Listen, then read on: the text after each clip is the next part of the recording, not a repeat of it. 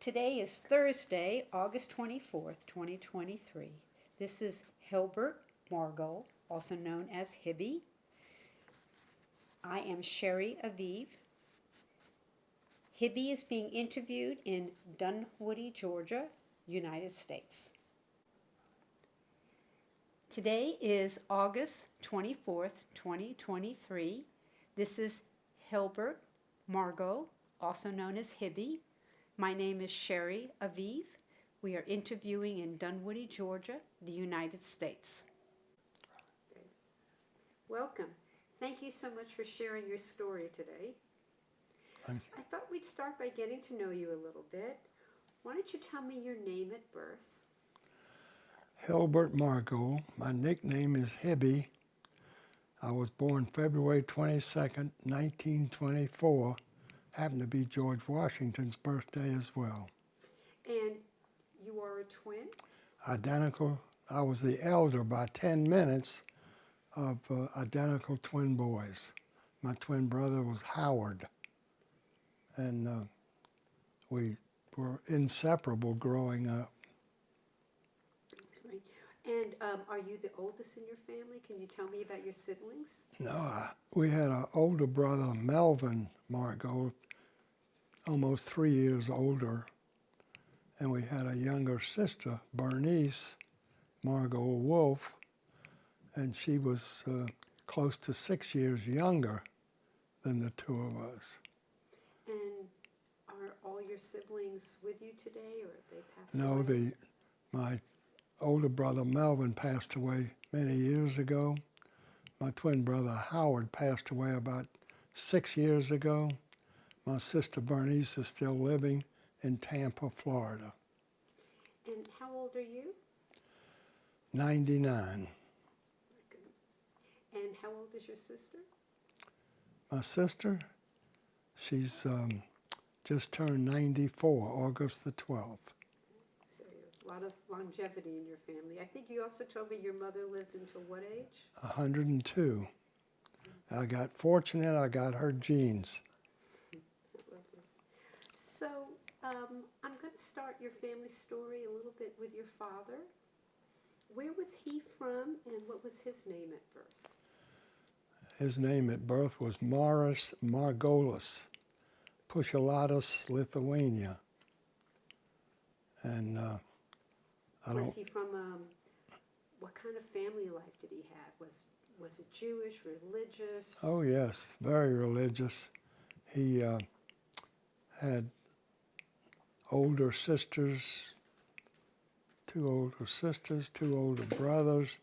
He had one younger sister, all born and raised in Pushalatas, Lithuania. My father graduated after his bar mitzvah. He graduated from one of the finest yeshivas in Europe. And that's why at age, I think, 18, he went to London, where his older sister and older brother had already been living, raising their families.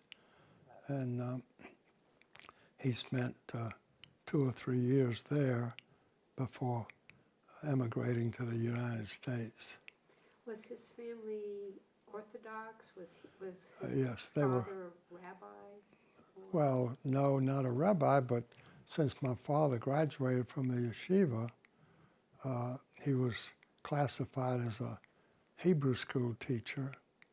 And of course, he could read the Torah, no problems. He had all the Jewish education that was available in those days. And of course, all the Jews in his era were considered religious Jews.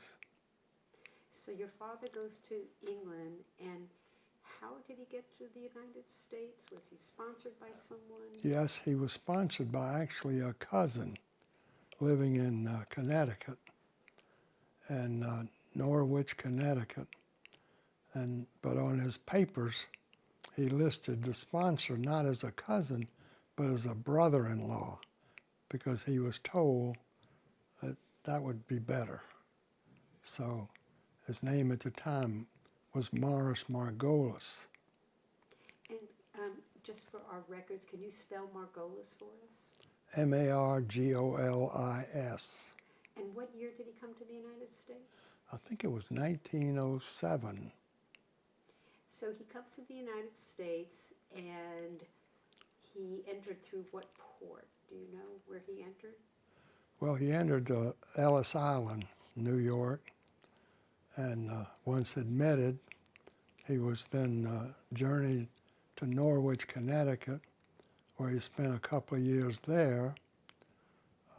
His cousin had a farm in Connecticut, and through the grapevine, he learned that Jacksonville, Florida, was looking for a Hebrew school teacher.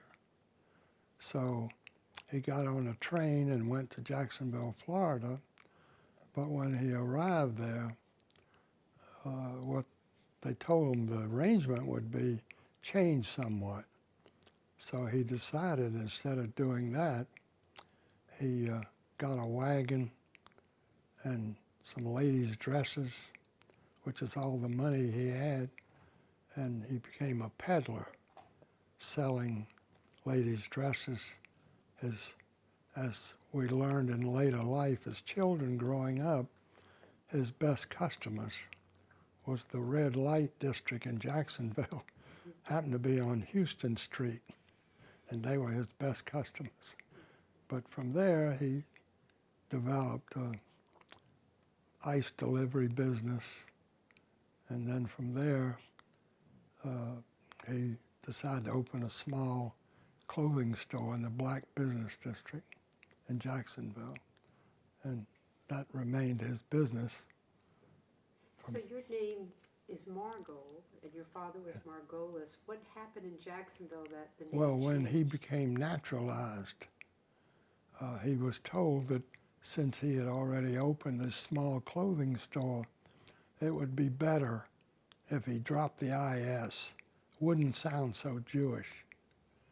And segregated South at the time, and anti-Semitism was prevalent, so it made a difference. Did your father speak with an accent? Not that I remember, because he spent, a couple of years in London. So then by the time he got to Jacksonville, Connecticut, Jacksonville, I don't remember him ever having an accent. Okay, okay. And did he talk about what family remained behind when he left? This is still before World War II. He had sisters there, brothers there still? Well, he always stayed in touch with his relatives in London, and he and my mother made a trip one year to South Africa where he had a sister, two sisters, living that they both were married and had families in Johannesburg, South Africa, and Durban, South Africa. So he and my mother went on this long journey by ship to visit them. I have an article that was in the local paper. They hadn't seen each other in 47 years, so this was quite a reunion. And then he was able, together with my uncle Oscar Margot, also my father brought him to Jacksonville, and they brought his sister Annie from London, and a niece, Sally Margolis from London, on several visits to Jacksonville.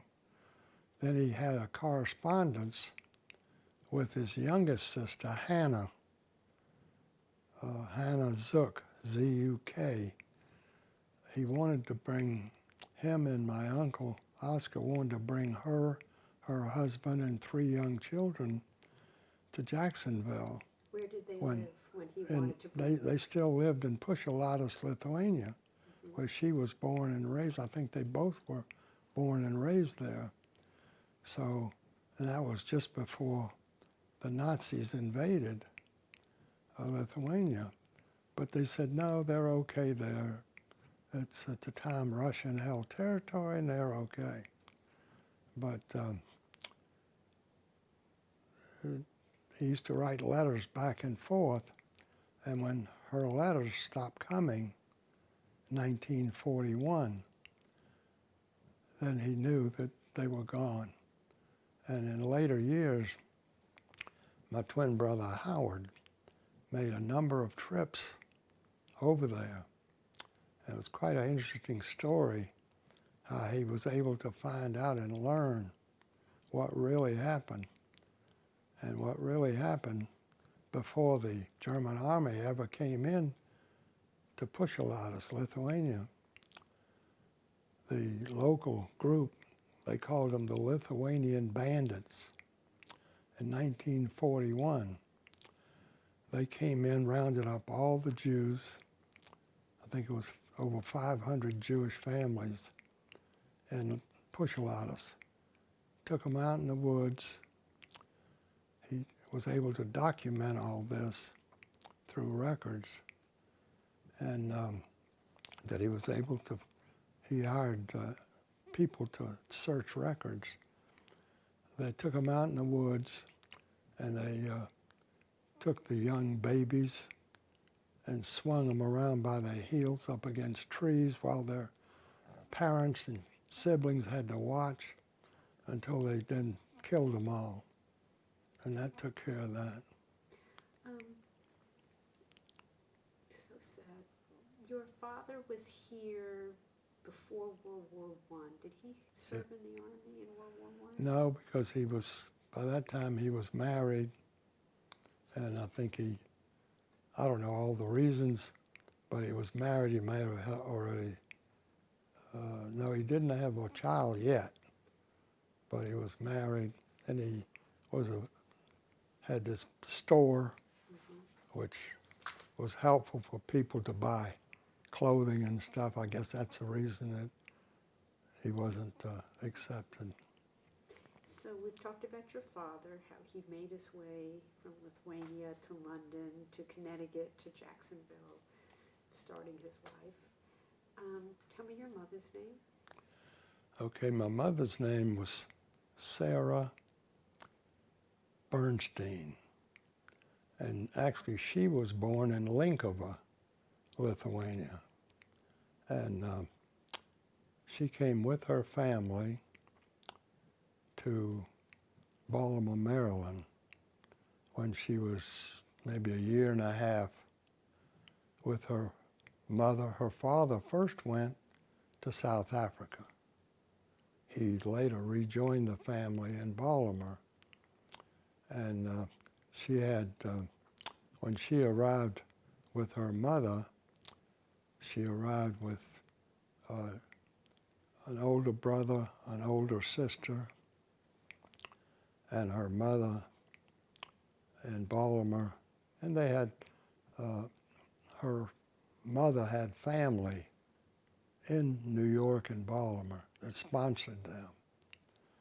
And she came to Jacksonville when I think she was, I don't know, 19, 20 years old to visit a cousin. And after visiting the cousin is when she met my father. And love took over, and they got married before she even went back to Baltimore. And my mother was raised as a religious Jew, and she knew that if she didn't keep a kosher, strictly kosher home, her mother would not come visit her. So that's why she always maintained a strictly kosher home, if for no other reason, so that her mother could come visit her occasionally. So was Jacksonville a very Jewish community, or was it Oh, yeah. small? What was it like? Well, growing up, when the house, my brother, twin brother Howard and I were born in a house, 316 Jefferson Street, Jacksonville, Florida. A half a block away on the corner was the synagogue. It started out as a Orthodox synagogue, but then over the years it changed to conservative. And then later years, and then 2 or 3 blocks away we had the YMHA, and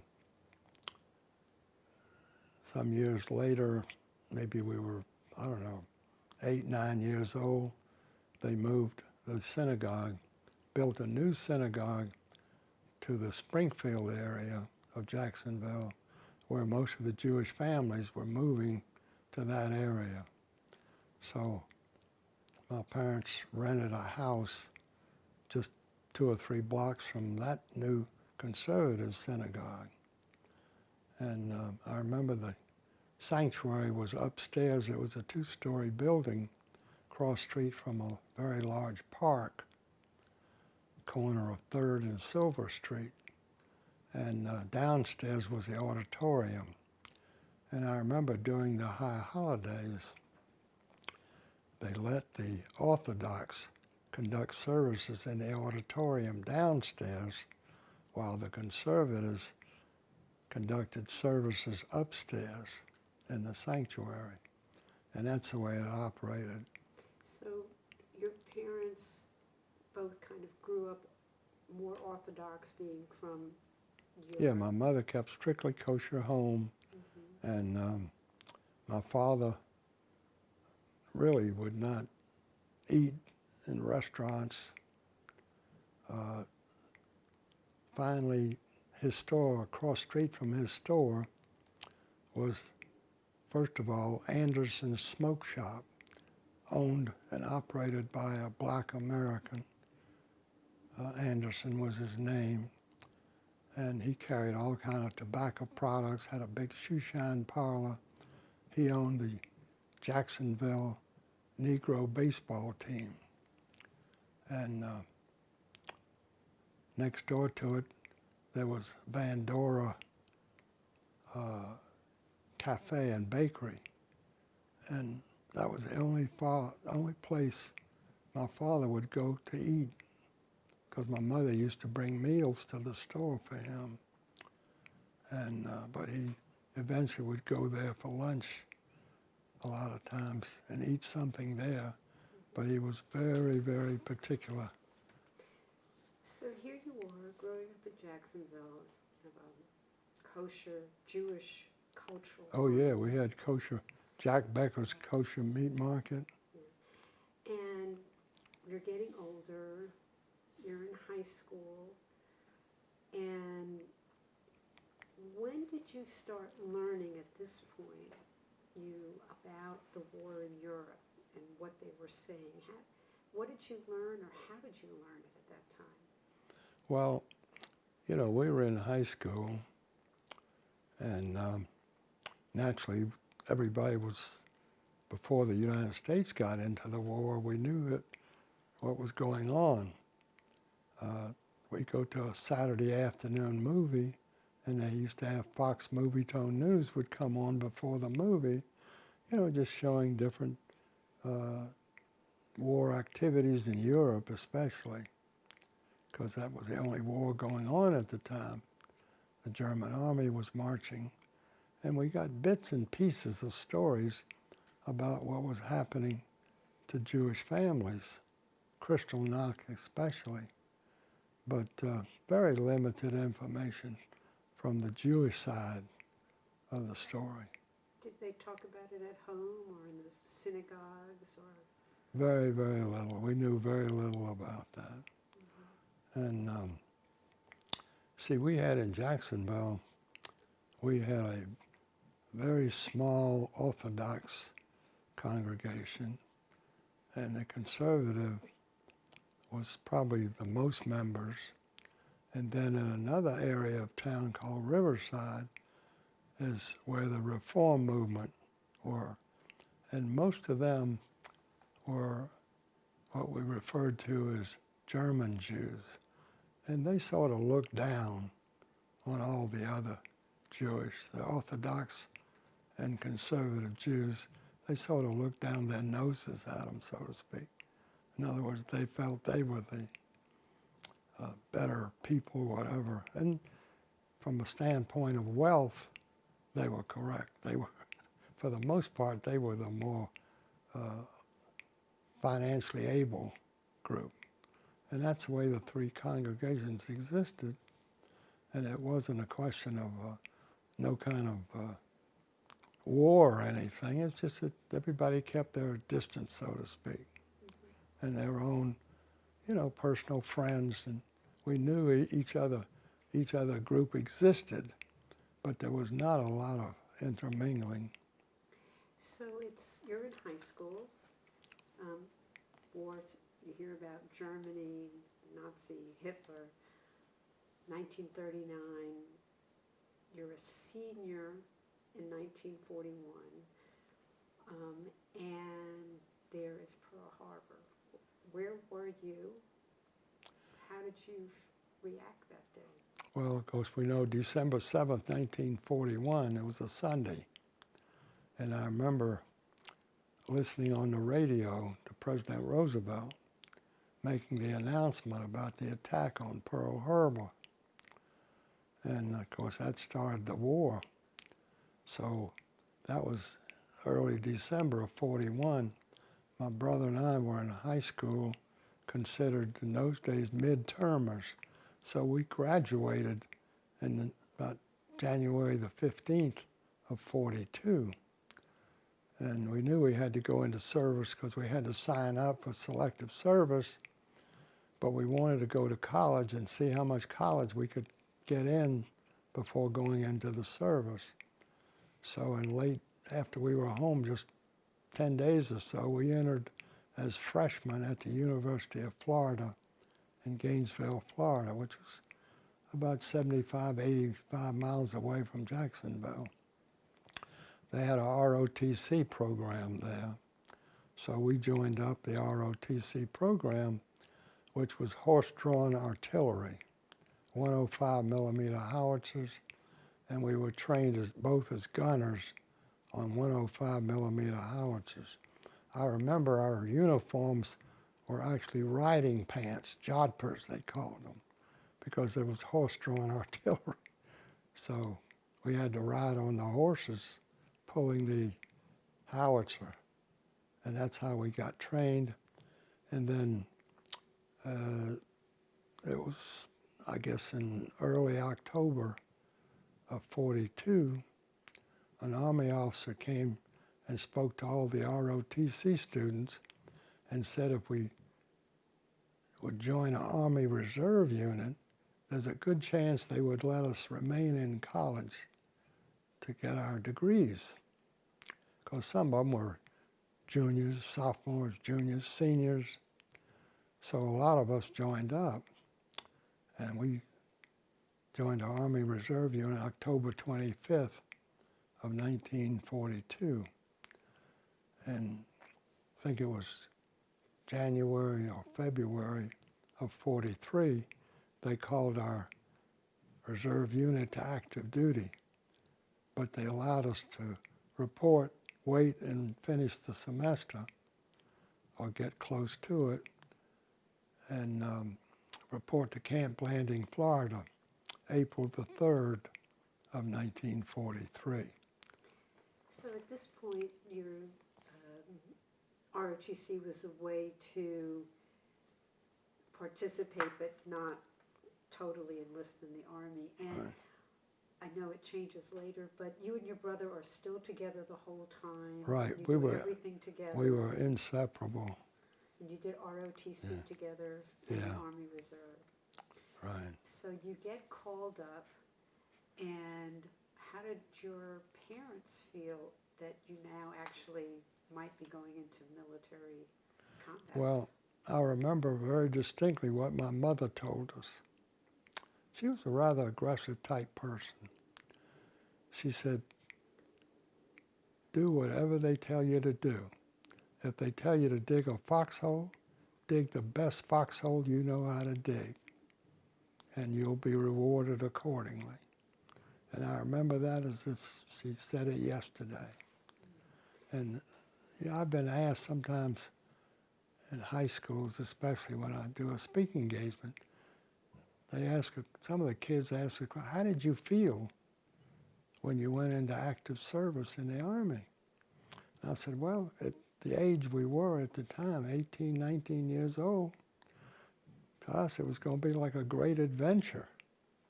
We had no idea what it was going to be like. I was going to ask you, what was it like at your swearing-in ceremony into the Army? You had to swear in your service. Yes. Did it become a reality moment? Well, you knew you were in the Army. You didn't know what was coming. You didn't know what to expect. Of course, the first thing you got was a lot of shots. So you now are called up. You said it's January 43. No, April April 43. April 3rd, Sorry. 43. And where are you sent for basic training, and what kind of education or training did they give you? Well, we were only a few days at Camp Blanding. Then they sent us to Fort Bragg, North Carolina. 13 weeks of basic training. Once again, we're both being trained as gunners on 105 millimeter howitzers. These were mechanized, not horse-drawn. And 13 weeks of basic training, we were interviewed and offered the opportunity to go to Officers Candidate School. We asked, what's that about? And they said, well, in 3 months, you'll both come out as second lieutenants. We thought about it. They said in those days they called them 90-day wonders. We looked at each other and said, well, if we do that, they won't let us stay together. They'll come out as second lieutenants. They'll split us up, send us to 2 different Army units. We don't want that. We want to stay together. So what else might be available? So they said, well, they're just starting a new Army Specialized Training Program, ASTP. And you can go there. They'll send you back to some college to take courses in engineering. College, engineering, that's for us. So that's what we agreed to. So they sent us first to the Citadel in South Carolina, which was not a welcome place. It was more like a prison. But fortunately, we were only there for a couple of weeks. Then they sent us to Syracuse University, New York, took courses in college classes in engineering courses, calculus, trigonometry, whatever, which was like a foreign language to us, because our degree from what we had in college was a major in business, economics, accounting. But anyhow, we were there about 4 months or so. Then they transferred us to University of Illinois, Champaign, Illinois. And after maybe 4 months there, the Army finally realized they had thousands of young soldiers in colleges and they needed them for combat. So they disbanded the program, and that's when they split us up. Yeah, what happened? What happened when you heard the news that you were being split up, and where were you each sent? We were very unhappy, I can tell you that. Howard was sent to the 104th Timberwolf Division, Mojave Desert in California, in training for the North African campaign. I was sent to the 42nd Infantry Division that was in training in Camp Gruber, Oklahoma. So, of course, we were miles and miles apart. And he was in the infantry. Initially, they put me in an infantry company.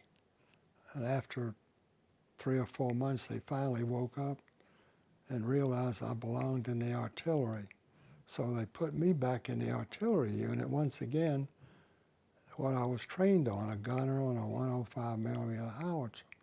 In Howard's case, he was in an infantry, and they transferred his outfit from California to Pikes Peak, Colorado area to train for the Italian campaign.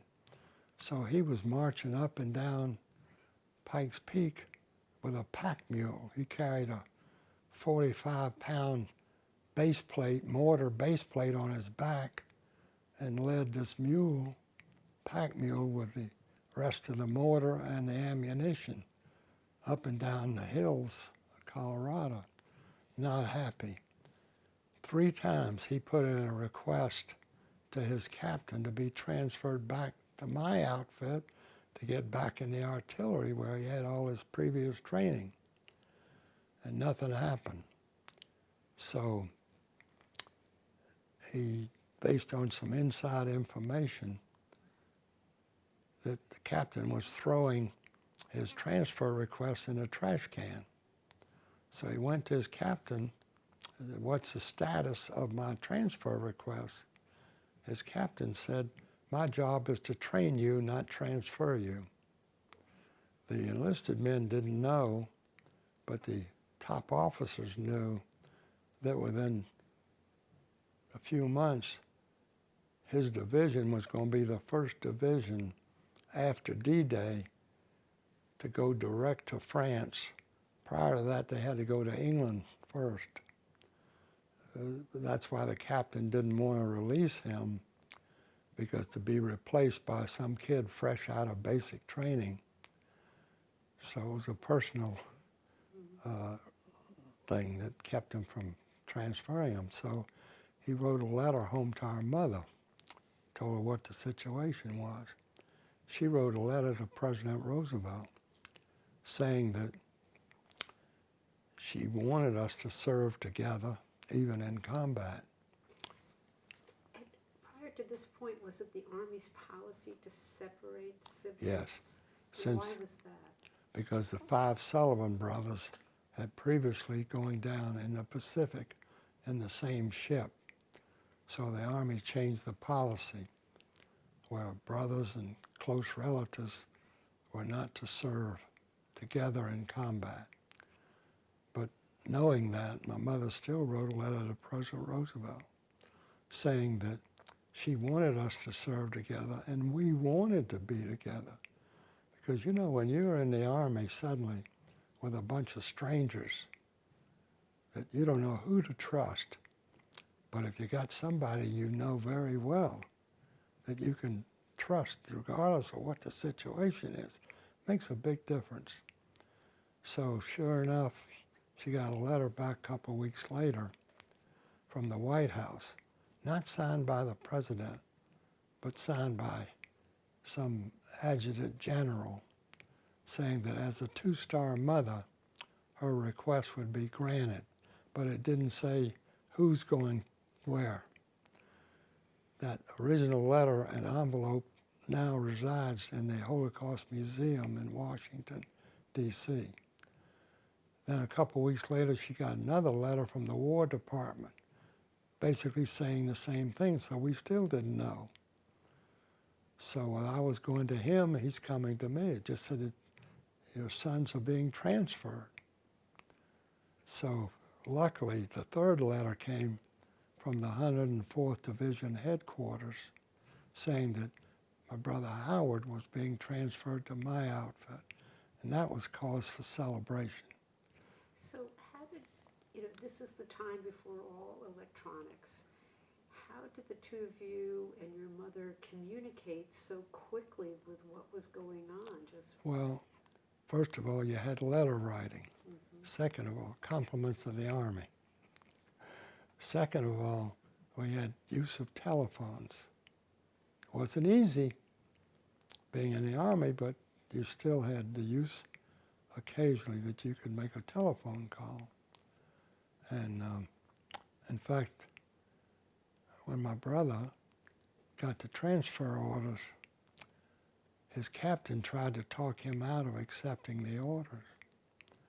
He told him he obeys military orders, he's ready to go. They sent him up to division headquarters. Some colonel asked him the same thing, turn down the request and stay with his division. Same answer, he's ready to go. So they finally put him on a train to Oklahoma from Colorado. He had to change trains in Kansas City. It so happened at the same time our mother was bitten by a mouse and she was extremely ill in the hospital. They didn't know if she'd make it or not. So the Red Cross contacted my outfit and got me a 10-day furlough to go home. They couldn't locate him because they didn't know where he was at. So now I leave and to go home to Jacksonville. A few days later, he arrives. Reports in. Our serial numbers were almost identical. So they thought it was a typo error on his papers. They thought it was me coming back before the 10 days. He couldn't convince them that he was my twin brother. It sounded like some story, that maybe he was acting crazy to try and get a Section 8 discharge. So he said they gave him every dirty detail they could come up with, thinking that he was lying. Of course, when I reported back, then they realized there was two of us, because we were identical twins wearing the same type Army uniform, so even some pictures. What was that moment like when you two? Well, naturally, we were together again, and it was another cause for celebration. And we stayed together ever since after that. And was there a risk that your brother or you could have been deployed before the reunion? Was that always on both of your minds, that you might not reunite before you get sent to Europe? Well, we didn't know what to expect. We didn't know whether we were going to the Pacific or to Europe. Who knew? Because everything was top secret. Mm-hmm. Even when we got on a troop train and left Camp Gruber, we had no idea if we were going. We knew we were going north, and we knew that once we got not too far north, we never saw the ground because everything was covered with snow. This was in December of 1944. And we knew when we got to Canada. We didn't know if the train was going to go left to the Pacific or right. So just to be sure, Camp Gruber was in Oklahoma? Yes. And that's where you and your brother united? Yes. And then from there, you left on a train that headed north to Canada. Right. I just wanted to get the timeline right. Yeah. In terms of that. And the only reason we finally knew we were in Canada and the train had turned right because we saw French signs. So we knew we had to be somewhere in Canada because the signs were in French. So we crossed across Canada, came down through New York into Camp Kilmer, New Jersey. And that's where we stayed for a couple of weeks, waiting to board the ship. And some interesting stories that I won't bother. So here you are, your brother, you're both in the Army, you're both Jewish cultural, observant home. The war has some, themes with Nazism. Did you experience any anti-Semitism? Did they question you being Jewish, being in the Never Army? came up. Never came up, never occurred. Most of the guys in my gun battery, which consisted of 100 men, including officers, most of them didn't know we were Jewish or not Jewish. They never asked, never came up. They never looked at our dog tags. Where it had a J on it. It just never came up. Now, there were occasions where we were able to attend religious services on a Friday night. While stateside. We did have that stateside. Mm-hmm. We did have that opportunity. But that was pretty much it. Were you there in the Army during high holiday Jewish? And is that when you would go for services at a local synagogue? Do you remember? Well, I don't remember going to any high holiday services in the States in the Army. I do remember in Europe. Right. That I remember. So here you are, you're reunited, Fort Cooper, through some North Atlantic train through Canada, you end up in New York. Everything is secret. Did you know where you were going when you were in New York? Did you know where your troop was going? No, everything was top secret until we got off the coast. Once we got out to sea, then they told us. We were in the Gulf Stream, I remember, and it was nice and warm weather. And they told us we were going to land in Marseille, France. And we all celebrated. Said, great, sunny southern France. How nice is that going to be? Until we disembarked in Marseille. Of course, we were in a large convoy of ships, submarines, whatever. So it took us 15 days to cross the ocean because it wasn't a direct route. They had to zigzag. And but we finally arrived in Marseille. Weather was extremely cold, very So cold. your ship is off the coast. How do you get into the port? Your ship how did you get into the... Well, I just remember, although I remember what looked like the white cliffs of Dover. Some people have questioned, how could that be? I don't have the answer. I just looked and I saw it. It looked like what I remembered in geography as the white cliffs of Dover. But I do remember going through the Rock of Gibraltar into the Mediterranean Sea. That was unmistakable. And because it's a very narrow strait there. On the left was the Rock of Gibraltar. On the right was the country of Morocco, the coast of Morocco. And that's how we went, and we landed in Marseille, France. Say the weather was extremely cold. And they put us on trucks and took us to an area. And this was in January of 40... This was January, about the middle of January of 45. 45. Yeah. Took us to an area north of Marseille because the front lines at that time was a few hundred miles north of Marseille. And we couldn't, they put us in an area called Command Post 2, very rocky, barren, extremely windy, very cold area. We had these little two-man pup tents that we lived in. And we couldn't go into combat right away because when the Battle of the Bulge broke out, they immediately rushed our 3 infantry regiments over to France, to Europe, to get in the Battle of the Bulge. No support, the rest of the division. We were still preparing to go over, but it took some weeks. So they had some casualties, killed, captured, wounded.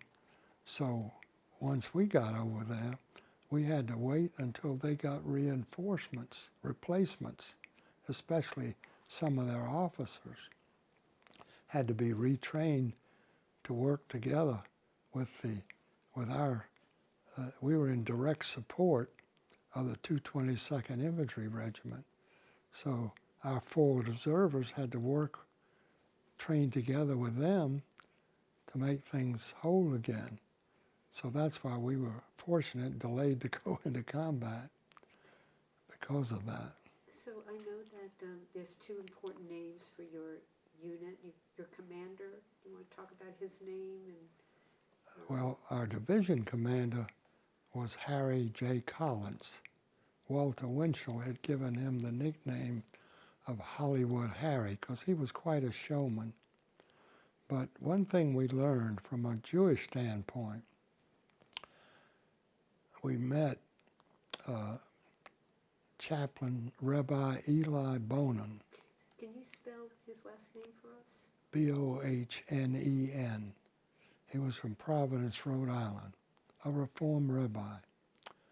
And when he introduced himself, which was required, to General Collins, when we arrived in France, General Collins took an immediate liking to him and told him two things, according to Rabbi Bonin, that told my brother and I, because we became quite close with Rabbi Bonin, because he used, when possible, even during combat, especially during occasional rest period, he would try and have a Friday night service.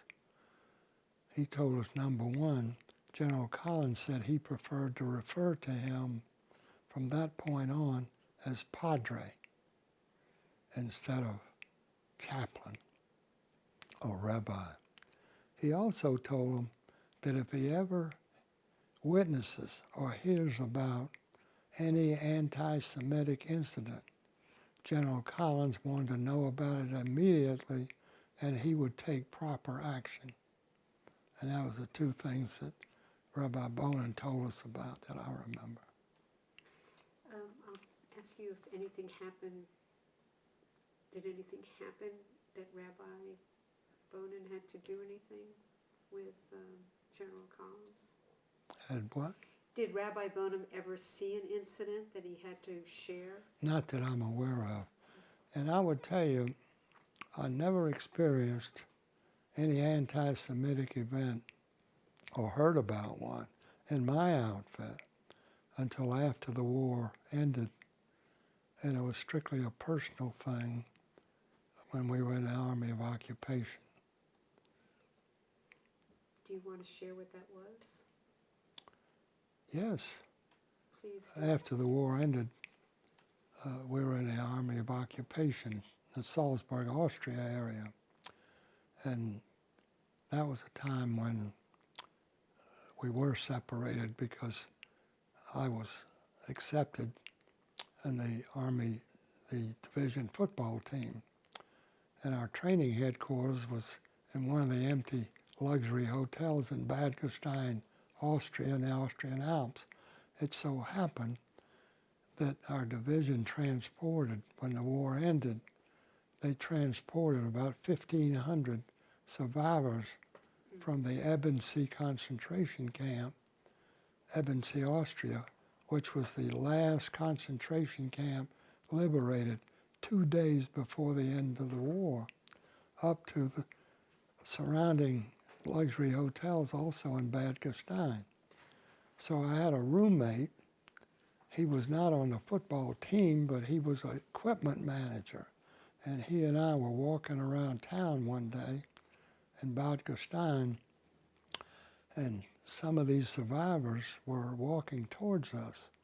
So I stopped to talk to them in my best Yiddish, German, whatever that I could, brief conversation, thanking them and for being alive and so forth. And as we walked away from them, he turned to me. He didn't know I was Jewish. He said, I guess Hitler didn't get them all. So I told him he didn't know it, but he insulted me. I was upset. He didn't know how to handle it. So he just walked away. Even though he was my roommate, he tried to avoid me as much as possible.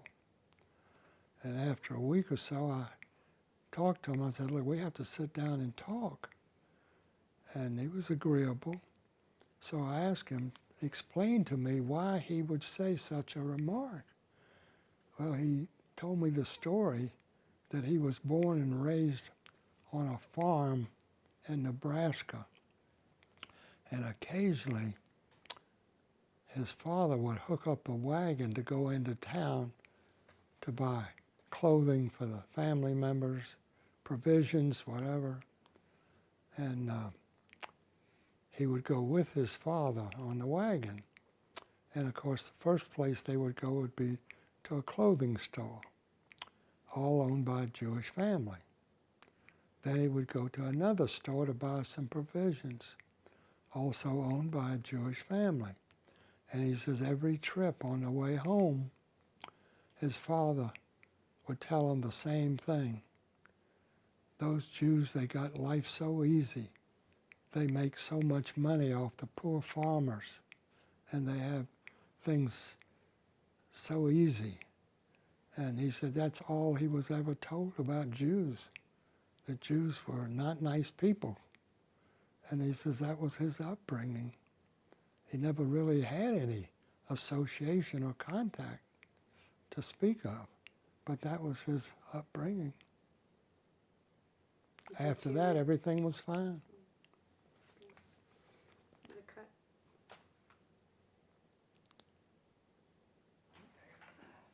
You cut? Yeah, hang on. How are we doing so far? All right, roll. So we're going to, your unit lands in Marseilles, and just to make sure we have all the right Army units, you were in the, 42nd Infantry Division, Rainbow Division. right, and that reported up to 212. What was the major Army unit that was associated with? My twin brother, Howard? No, the 42nd, Oh, it was in the 7th Army. okay. Yeah, we were in the 7th Army, which was south of the 3rd Army in operation. Okay, so you shared that you had to wait until your unit was prepared to start entering into combat. Right. And how did that happen, that you started entering into combat, and what position were you and your brother in? Well, actually, for a couple of weeks, we had to go like on maneuvers around the French countryside for the replacements to get training. So one night, close to midnight, they told us to go into a position and dig our howitzers in, put the camouflage nets. We thought it was just more training. But at the first light, the next morning, we realized when some shells started flying overhead that this was, training was over. This was the real thing. We were in a village called Wingen-sur-Moder, France. We were on one side of the Moder River, which they called a river. We called it a wide creek. And on the other side of the Moder River, they called it a mountain. We called it a very high hill. The Germans were dug in on the other side of that very high hill. Now, it took 2 or 3 days before you could distinguish the difference by the sound. The German shells flying over our heads at targets behind us, or the heavier howitzer guns, the 155 millimeters, and the 240 millimeter howitzers behind us firing towards the Germans. You could tell the difference in the sound, which were incoming and outgoing shells. But we didn't have a problem there because the river was a barrier in the high hill. So we stayed there maybe, I don't know, maybe a week, 10 days. So that's January 45 that you Yes, there. we stayed there the rest of January and into early February. And then where did your troop move after that? Well, we moved north of France until we got north and through some heavy combat action. And the way it worked, we never set up our howitzer guns inside any city, town, or village, because that's where the infantry guys in front of us were. We were always on the outskirts to fire at targets that were holding up the infantry units. So sometimes our howitzers, depending on the terrain, the situation, sometimes our 4 howitzer guns were far apart, and sometimes they were fairly close together. But that depended from situation to situation. So as you're traveling, small towns or large cities, did you see Nazi propaganda flags? Or did the people run out to greet you, or did they shun you? Well, I would tell you, both in France and Germany, most of the population treated us as welcome heroes. the French, of course, understandably. As it turned out, the German citizens, same way, but saying that we liberated them from the Nazis. And that was pretty much the way it went. So I'd say most of the Nazi flags in Seoul had been removed before we arrived because the infantry guys were ahead of us.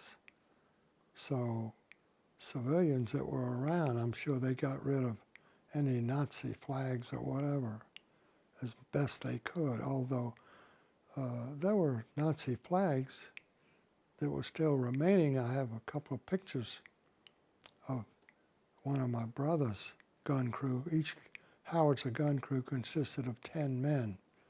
And I have one picture where his gun crew was holding a Nazi flag.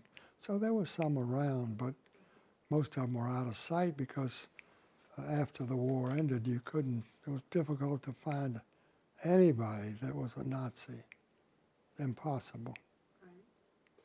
So you're in combat, you're heading away, and you mentioned you were headed towards a place that makes ball bearings. Can you talk about that journey, your next Yes. step? Well, before we got there, we crossed over the river into Germany.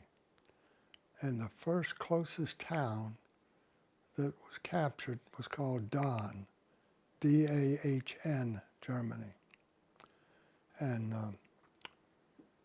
once it was under control, our unit was given, our division was given a 2-day rest period. And what month and year was this?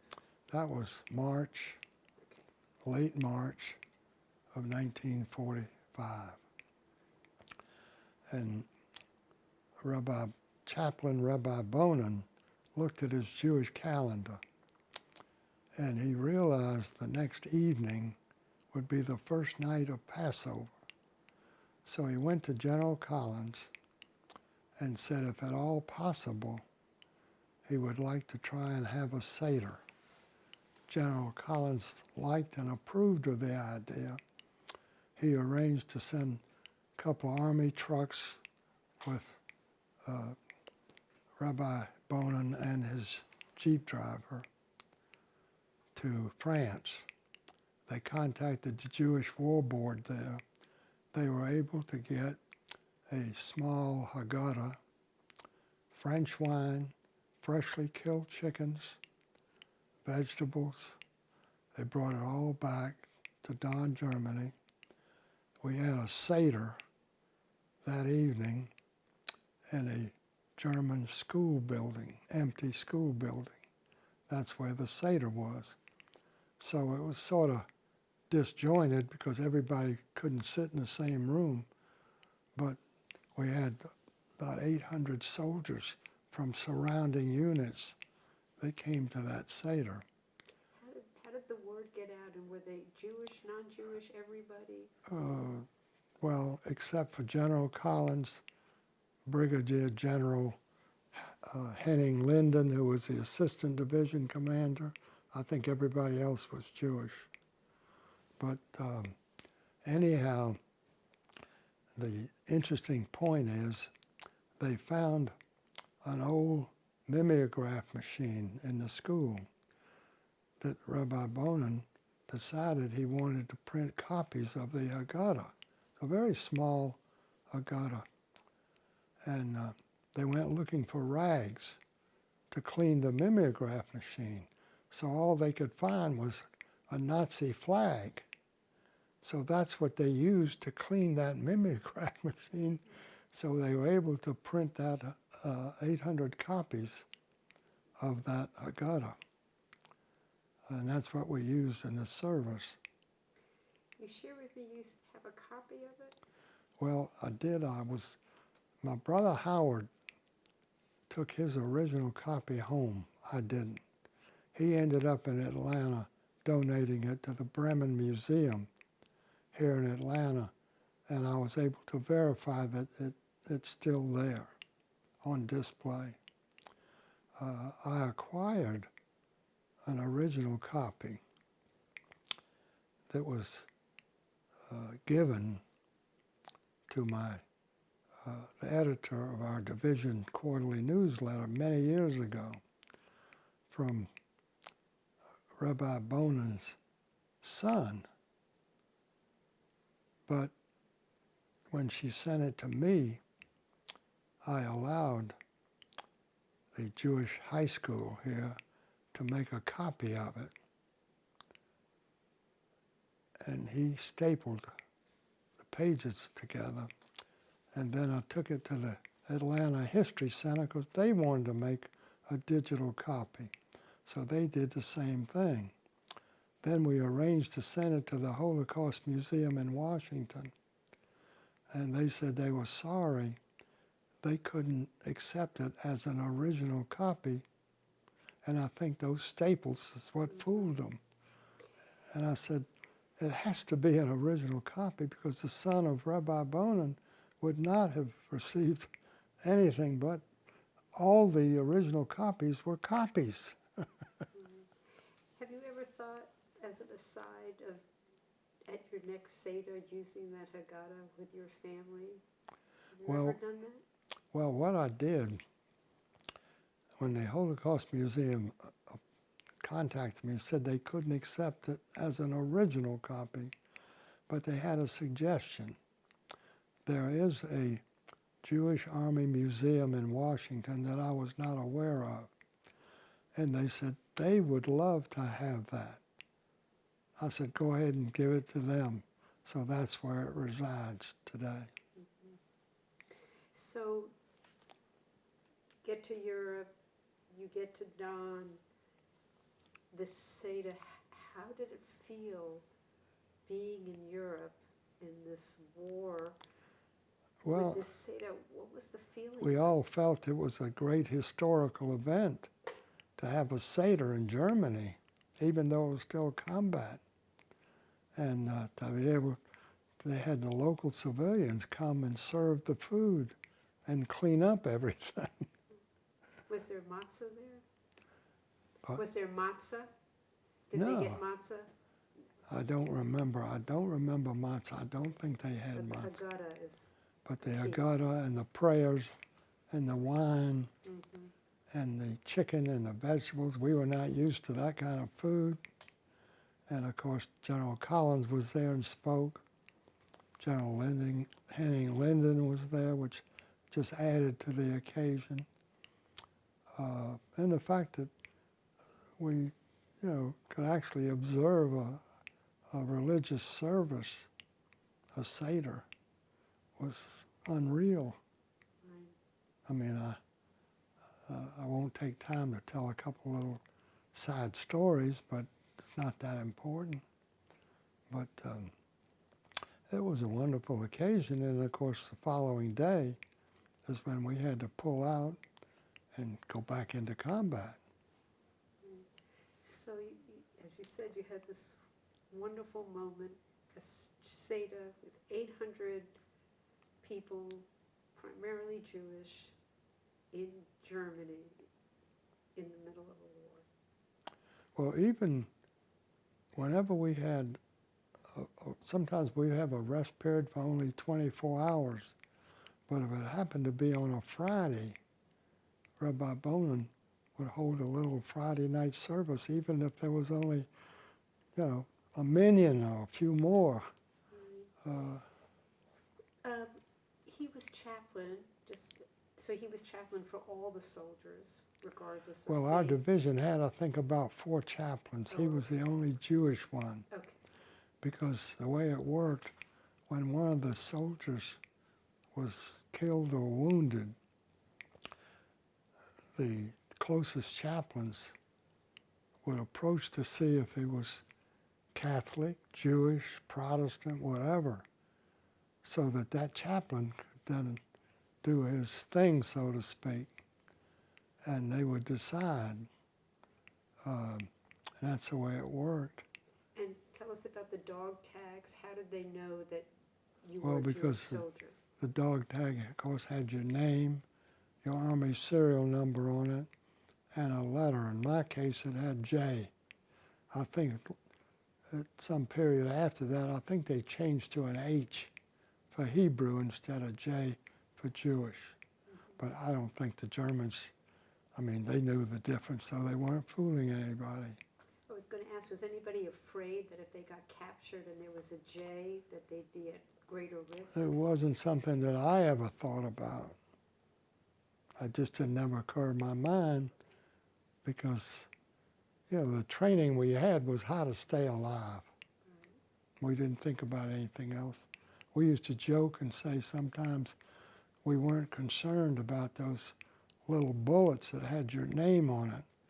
We were more concerned about those big ones that said, "To whom it may concern." So this wonderful moment, the Seder, you wake up the next day, it's back to being in the Army. Where did your unit, where Well, were they headed? well, from there we went to Würzburg. After Würzburg was captured, then we went to Schweinfurt, where all the German ball bearing factories were. And can you tell why ball bearings was so important? Yes, because anything that had wheels had to have ball bearings. And the Germans had in Schweinfurt, they had these underground concrete bunkers completely surrounding the city. And all those bunkers had 88 millimeter anti-aircraft guns. So they were well prepared. And the early American bombers, the 8th Air Force bombers, due to the distance, they could not have any fighter aircraft accompany them. And because of one early raid over Schweinfurt, the U.S. 8th Air Force had the greatest loss. They lost 60 bombers in one raid because the Germans had early radar and they could point all those 88 millimeter anti-aircraft guns on one bomber or on individual bombers, either way. And that's how they were able to shoot down 60 in one raid.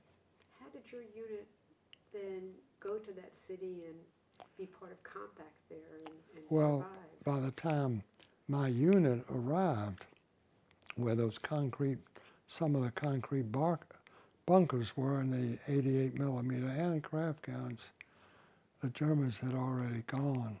Infantry guys had moved forward, and that's how we were able to observe them and see what they looked like. And I remember very vividly, close by was a U.S. fighter aircraft plane, looked in mint condition. The pilot was still sitting in the pilot's seat. Of course, he was deceased, but we got the impression that he wasn't shot down in that area. He was shot down elsewhere, and the Germans probably moved the airplane with the pilot in it to next to one of these concrete bunkers to give the German soldiers a message that they shot one down, you see. So, because that's what it looked like, more like a Hollywood setting, so to speak. And I remember that very vividly. So it's early April now. You're in Schweinfurt, and your unit then starts to, and that's north, and you start to head south. Yeah. And where are you heading when you start to head south? Then from there, we're headed to Nuremberg. And once Nuremberg's under control, then the next military objective was Munich. So very early Sunday morning, April 29th, 1945, and we're about 8 to 10 miles north of Munich, two-lane country road. Now, we had just passed road signs, and one of the signs said Dachau, and then it had arrows pointing like one to Munich, so many kilometers to Munich. That's how we knew where we were at. And we got orders to stop, pull off on the right side of the road, set up our howitzers, 4 howitzers. It was a wooded area on both on the right and the left. and on the right was just enough of a clearing for our 4 howitzers to get set up. That was the closest we had ever been together. And we had some fire missions in the direction of Munich. As fire missions came in, different targets, and we could fire pretty fast because we were so well trained, and we had a lull, and fire mission stopped, and one of our Jeep drivers came. Everybody smelled a very strong odor. One of the Jeep drivers came by and he said, on the left side of the woods, on the left side, there must be a chemical factory over there due to this strong odor. My brother Howard was very close. He was on number 2 gun, I was on number 3. He came over, he said, he don't think there's a chemical factory over there. The odor reminds him when we were kids and our mother would go to the kosher meat market to buy a freshly killed chicken. She would take it home, hold the chicken over the gas flame of the stove in the kitchen to burn off any remaining pin feathers. In so doing, it would burn some of the skin and the fat of the chicken. He said that's what the odor reminds him of. So I asked my gun sergeant permission for my brother Howard and I, could we go over and find the source of the strong odor? He said, okay, go ahead, but we don't know how long we're going to be here, so don't stay long because we'll have to pull out. So we went through the woods. It only took us about 15 minutes. The first thing we saw was a line of railroad boxcars. We crawled over between 2 boxcars. We turned right, and the very first boxcar was open. There were a few of them that the sliding doors were open. The first one was the only one that had a deceased prisoner's leg hanging out. That made it unique. We had a little Brownie box camera we had liberated somewhere a couple of weeks earlier. The only film we had was inside the camera. We didn't know how many exposures were in there. So we were very judicious as far as taking a picture. But we took a picture of that one boxcar because it was unique. We looked at a couple other boxcars. They were all filled with dead bodies. Most of them were wearing the striped pajamas looking outfits. And we later learned after the war that these railroad boxcar had come from Buchenwald. And as the Russian-American army was approaching Buchenwald, they loaded this train of Jewish prisoners to move them to Dachau. And due to conditions, it took them 20 days to get from Buchenwald to Dachau. Freezing cold, no food.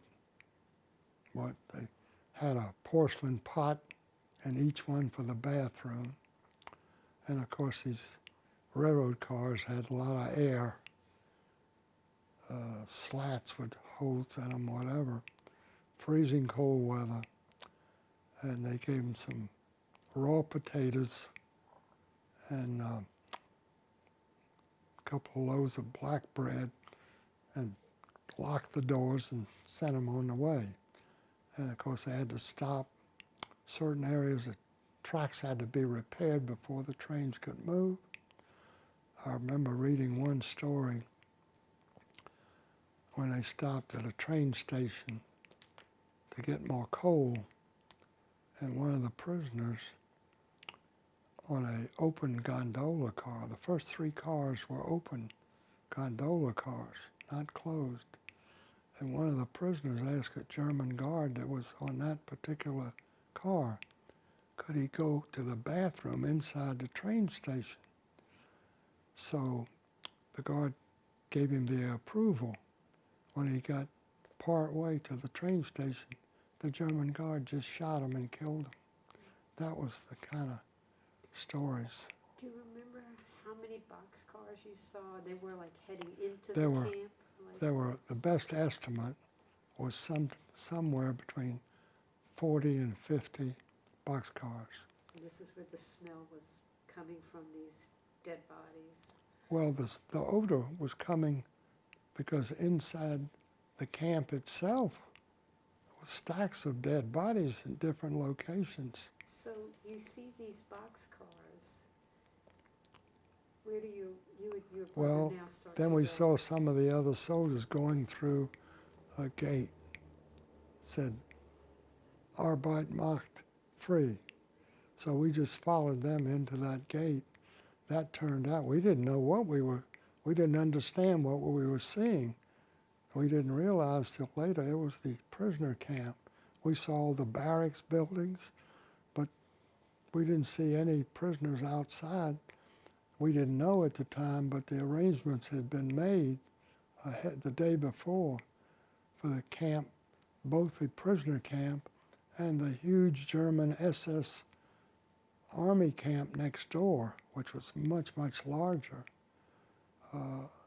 They had arranged, a Swiss representative had arrived, and he talked the SS commanding officer into peacefully surrendering both camps on the 29th.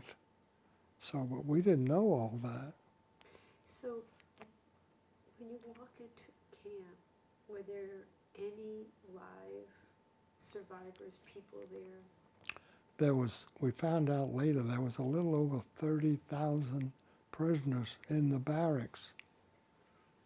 Most of them, a high percentage of them were ill, very ill with typhus.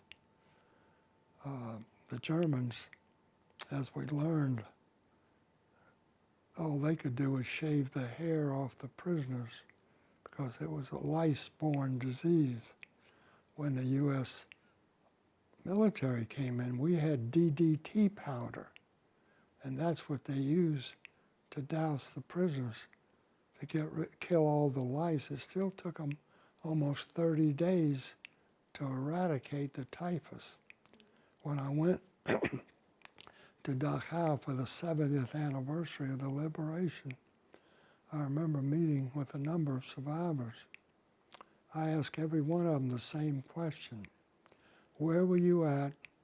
What were you doing early the morning of April 29, 1945? I got some same answers, I got some different answers. One lady in particular, her daughter brought her over on a Sunday morning after the Jewish service that they had. And At the 75th anniversary, the Pardon? service at the 75th. at the 70th anniversary. 70th, right.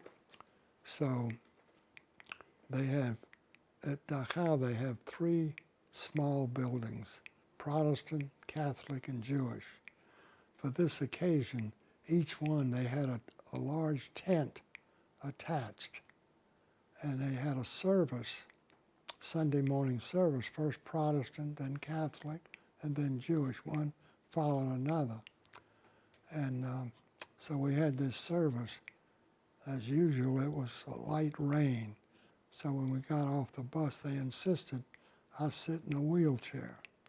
My son pushed me in the wheelchair. And because my son, my daughter-in-law, my wife, and 2 grandchildren were with me. So my son pushed me into the tent where the service was being held. There were no seats, all the seats were taken on both sides of the only aisle. And of course on the left was filled with news photographers, reporters, both video and still cameras, and the speakers. And it was a very nice little event.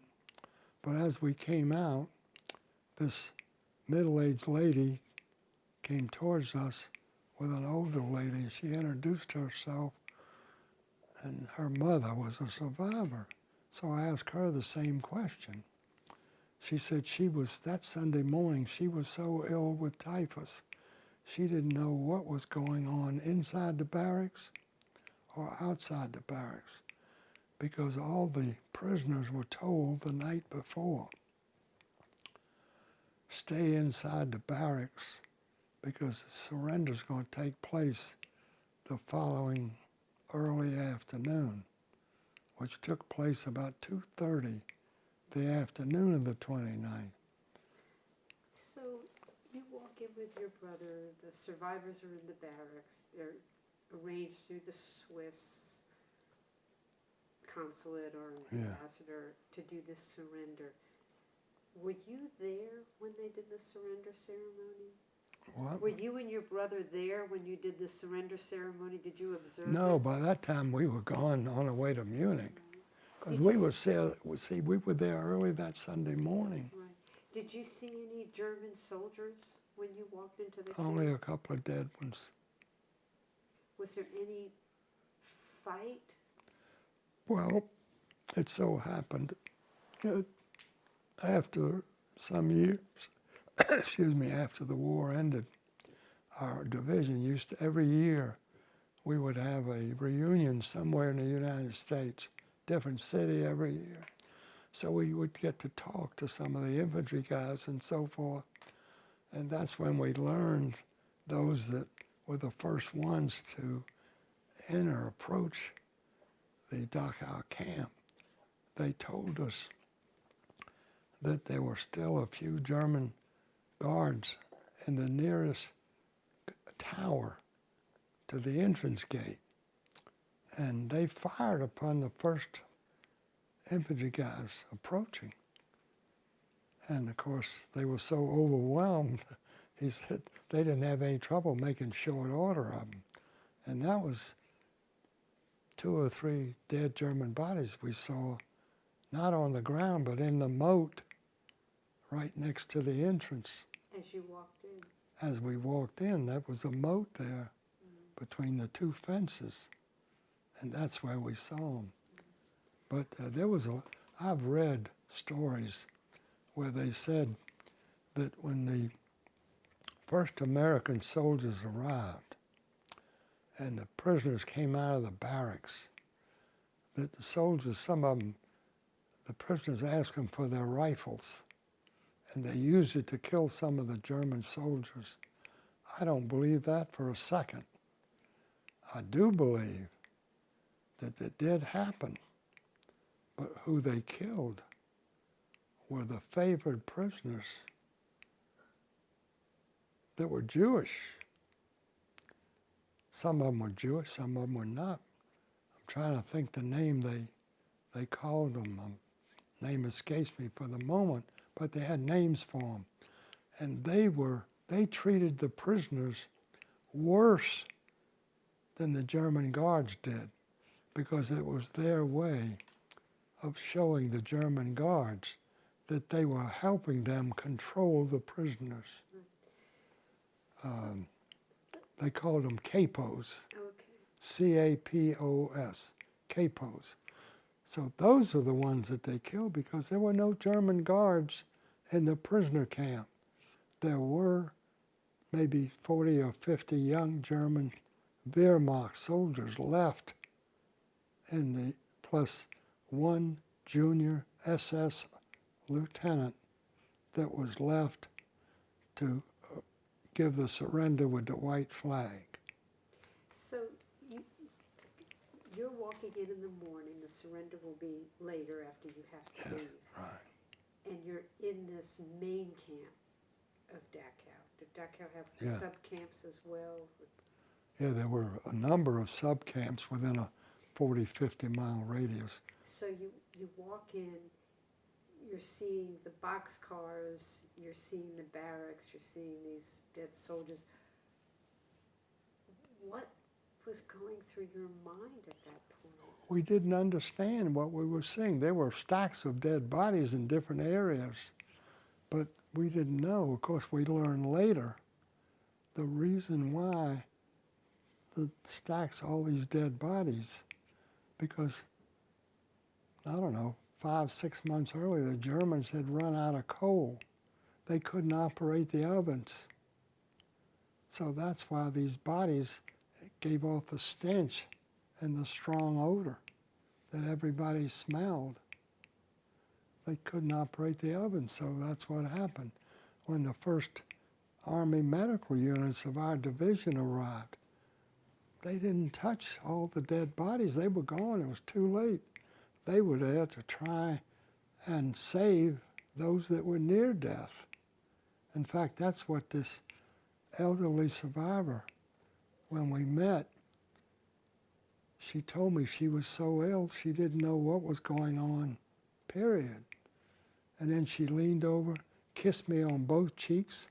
She said, if you guys were 2 or 3 days later, I wouldn't have made it. Very emotional. Do you know of the 30,000 survivors that were in the barracks?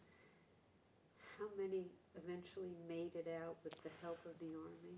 Well, what I did learn at the 70th anniversary, one survivor, a male survivor that I spoke to, he told me when the train arrived, he said And the train arrived because to Dachau from Buchenwald, coming in when they were first brought in. yeah, he said he was one of 16 known that he knew survivors from that train.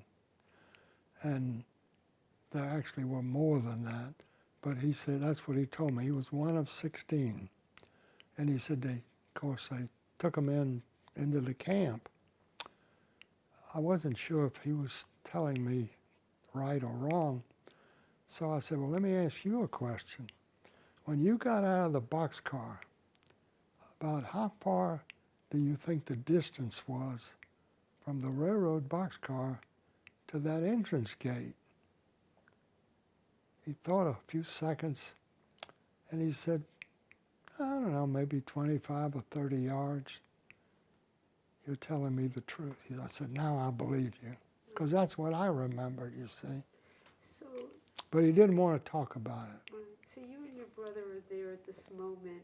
It's dawning on you, this reality. Another surrender is going to happen. How long did you stay there? And you took these pictures, and then what happened next for you? Well, we knew we couldn't stay. We may have stayed inside the camp maybe 20, 25 minutes. And we didn't understand what we were seeing. And we were used to seeing dead bodies before we ever got there. So we knew we had to get back to our outfit. And it was, luckily we did, because we were only back there less than maybe 20 minutes, and we got orders to pull out and continue towards Munich. So it all worked out. What did you tell your lieutenant or commanding officer of what you saw there? Did you report back in, or? There was nothing. We just reported to our sergeant what we saw and why the strong odor. And that was it. Nothing else to do. So that's the morning of the 29th. What unit, Army unit, came after you to do the surrender and complete the liberation? Well, we got, and you know, there were other stories. I talked to other survivors, but we don't have to talk about that, their stories. But we continued on toward the Austrian border, and the war ended. That was, the war ended on May the 5th, or the 8th. I think it was the 8th. 8th. Where were you? What was the unit We doing? were in southern Germany, just before the Austrian border. And we had, I forgot the name of the village, just before the Austrian border. And they made some houses. Most of the houses had an elderly housefrau, was the only person living in them. In one house in particular, they had the housefrau move out down a few blocks to bunk in with other people so that my gun unit could live in that 3-story house. And that was the first time in all the 4.5 months of combat that we were able to sleep inside in a bed, actual bed, because during combat we had our sleeping bags, and we always had to stay 24/7 within a few feet or yards of our howitzer gun, because we could get fire missions anytime, morning, noon, or night. So we never were inside, always outside, whether it was snow, sleet, cold, whatever. That's where we were. And this was a godsend to sleep for the first time in a house in a bed. And the house fry would come every day to make our beds, wash the linens, wash our clothes. And we had a quota. Once a week, we could get 1 carton of cigarettes, 2 candy bars, and 1 bar of soap. So we would pay her with those items to come every day to clean our rooms, wash our clothes, whatever we wanted her to do. So it was a nice arrangement. So were you there, and then the war ended and you heard about it from your unit? Like, who told you the war ended? Your commanding? Well, we knew the war was over about certainly 3 or 4 days before it ended, because combat really stopped. The road we were riding on, well, first we went in just inside Austria, and Kufstein, I remember, was a main railroad center where we had to set up for a few days or a week. Then they had us go back to Germany, southern Germany, back to several of the same villages again. Who knows why. Then they decided the French army was going to take over that southern area of Germany. So that's when we got orders to go to an area near Salzburg. And that's where they put us up in an old monastery. And that's where we lived, in an old monastery near Salzburg, Austria. Near the end of the war. Yeah, and we stayed there in the Army of Occupation until March of 1946. So let me ask you this question. So, talk about this horrific day when you go to Dachau and you have liberated this camera. When did you develop the pictures, or your brother did, when you came back to the United States, or was it in Europe? How did that camera get processed? Well, I had also picked up, just before Dachau, I had so-called liberated. I don't remember exactly where I was at, but I knew it was in Germany. Could have been near Nuremberg, Lord knows. I picked up, this would have been after Dachau. Yeah, it was definitely after we left Dachau and we're headed to Munich. And I saw, we stopped, and on the side of the road, sort of in a ditch, I saw a German soldier, may have been an officer, and he had a German Rolleiflex camera on a leather strap hung around. And I realized he had no more use for that camera. So I took that camera, and it had a roll of film in it, which was good because then I was able to take some pictures from that point on, a few pictures of damaged tanks, German tanks, U.S. tanks, that the wreckers had moved off on the side of the roads and stuff like that.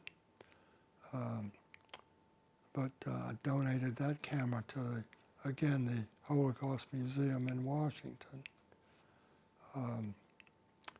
And, after, when we were in the Salzburg area, and then I remember we had the high holidays of 1945.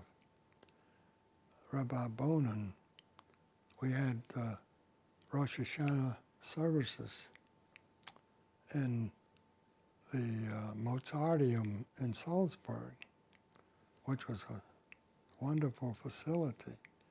And that's where we had services.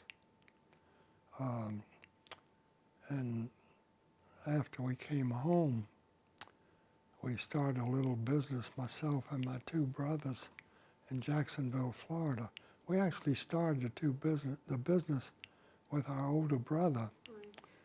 So at this point, what did you do with the camera that you took the pictures at Dachau with? Did you still have that camera? How did you get those pictures developed? We've developed them home in Jacksonville after we got home. Okay. I acquired, you see, Hang on, we're gonna take a break. Rolling? Okay, so the war has ended. You knew a little beforehand. You're at the monastery. You're not in active combat. What does the Army ask you to do next? well, they had different duties for us to perform.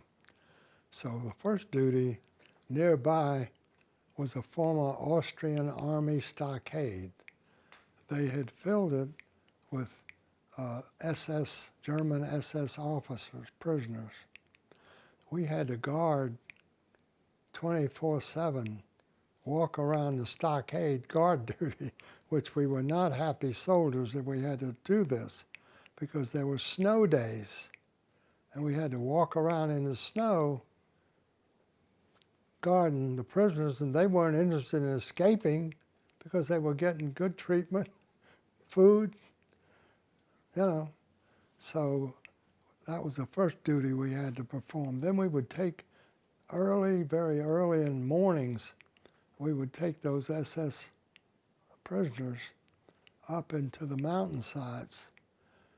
They would chop down trees, chop the trees into firewood, load them into Army trucks to take the firewood into Salzburg. Number one, to supply the bakers with wood so they could bake bread for the Army, bread for civilians, and so forth. And that was every day. Every day we had our C rations and our K rations to eat lunch. They would bring them soup. And it was I think it was soup. They would take hot water, maybe dip a chicken in it for 2 seconds and pull it out, chicken soup, and they would make these, not like matzo balls, but similar, with just dough, whatever they had, little, whatever.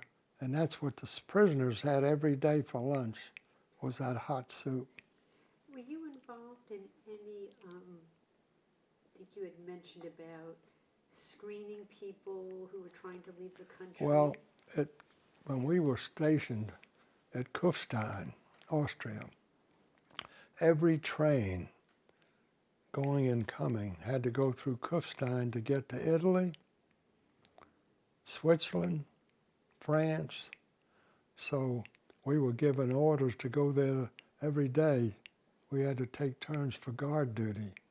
And the purpose was, number one, to make sure nothing happened at that train station to interrupt travel, because who knows what still might happen. So then we were instructed to interview some of the passengers and look at their papers. But we weren't trained. We didn't know what to look for. Could have been a high Nazi official with fake papers, whatever. We had no way. We just look at them and say, okay. We knew nothing. But that's what we had to do. We spent time. It was a very boring situation, but that's what we had to do. So we're going to talk a little bit about your interaction or known interactions with survivors after the war ended. Was your time up, like your service, like did your service end and you had to re-up, or was it still going? No, the only soldiers that I was aware of in my outfit that re-upped over there was those that lost money in the dice tables, the dice games. And they had, several in particular, had to re-sign, re-enlist to get the enlistment pay to pay off their debts. But I wasn't interested in gambling. My brother wasn't either. So we stayed away from all that stuff. So you now learn of these camps. Do you start hearing more stories about camps being liberated, especially after you saw Dachau? And did it all become, what did that reality mean to you, especially being a Jewish soldier in Germany? Well, it just so happened, now we're in Austria, and they gave my brother a different detail than they gave me. His detail was to ride in a 42nd Division convoy of trucks, 150 trucks, the same trucks that were used, 2.5-ton trucks that were used to haul our howitzers, and we would ride in them. So he went and he rode in one of the trucks filled with survivors, about 1,500 survivors from the Ebensee concentration camp, which was located in Ebensee, Austria, a sub-camp of Mauthausen. And they loaded them up on these trucks to transport them to empty luxury hotels in Bad Gastein, Austria. So they started the journey. Now they're riding on these mountain roads heading up to the Alps, and it's late Friday afternoon.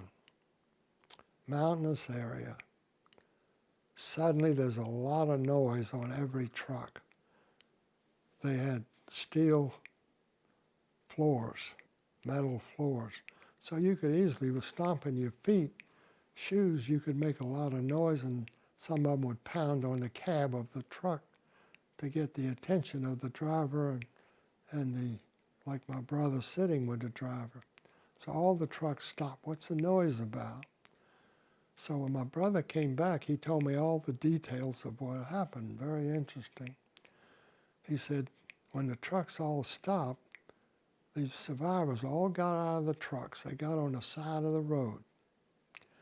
And they said, it's Friday evening. The sun is getting ready to set. They will not ride on Shabbos. My brother said he talked to his group from his truck and said, look, I'm Jewish. I understand the Sabbath.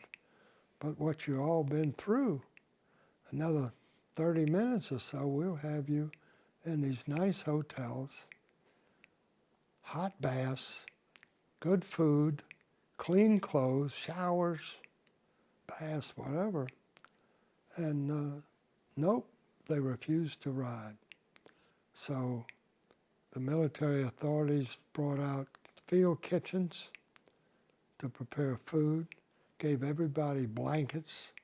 My brother said he slept in the cab of the truck all night with his blanket. Couldn't believe it. And that's the way they stayed until the sun was going down Saturday evening. Then they got back in the trucks and continued the journey to Bad Gastein. Now that was verified, proven that that happened in a number of ways, and I know it all happened. And I remembered my brother giving me all those details when he came back. Did your brother participate in Friday night services with them for Shabbat? Do you know? I really don't, I never asked him. Because, you know, they unloaded the prisoners Saturday night. So I don't know what happened when they were on the side of the road, because whether they had a service or what, they had nobody there, they had no prayer books.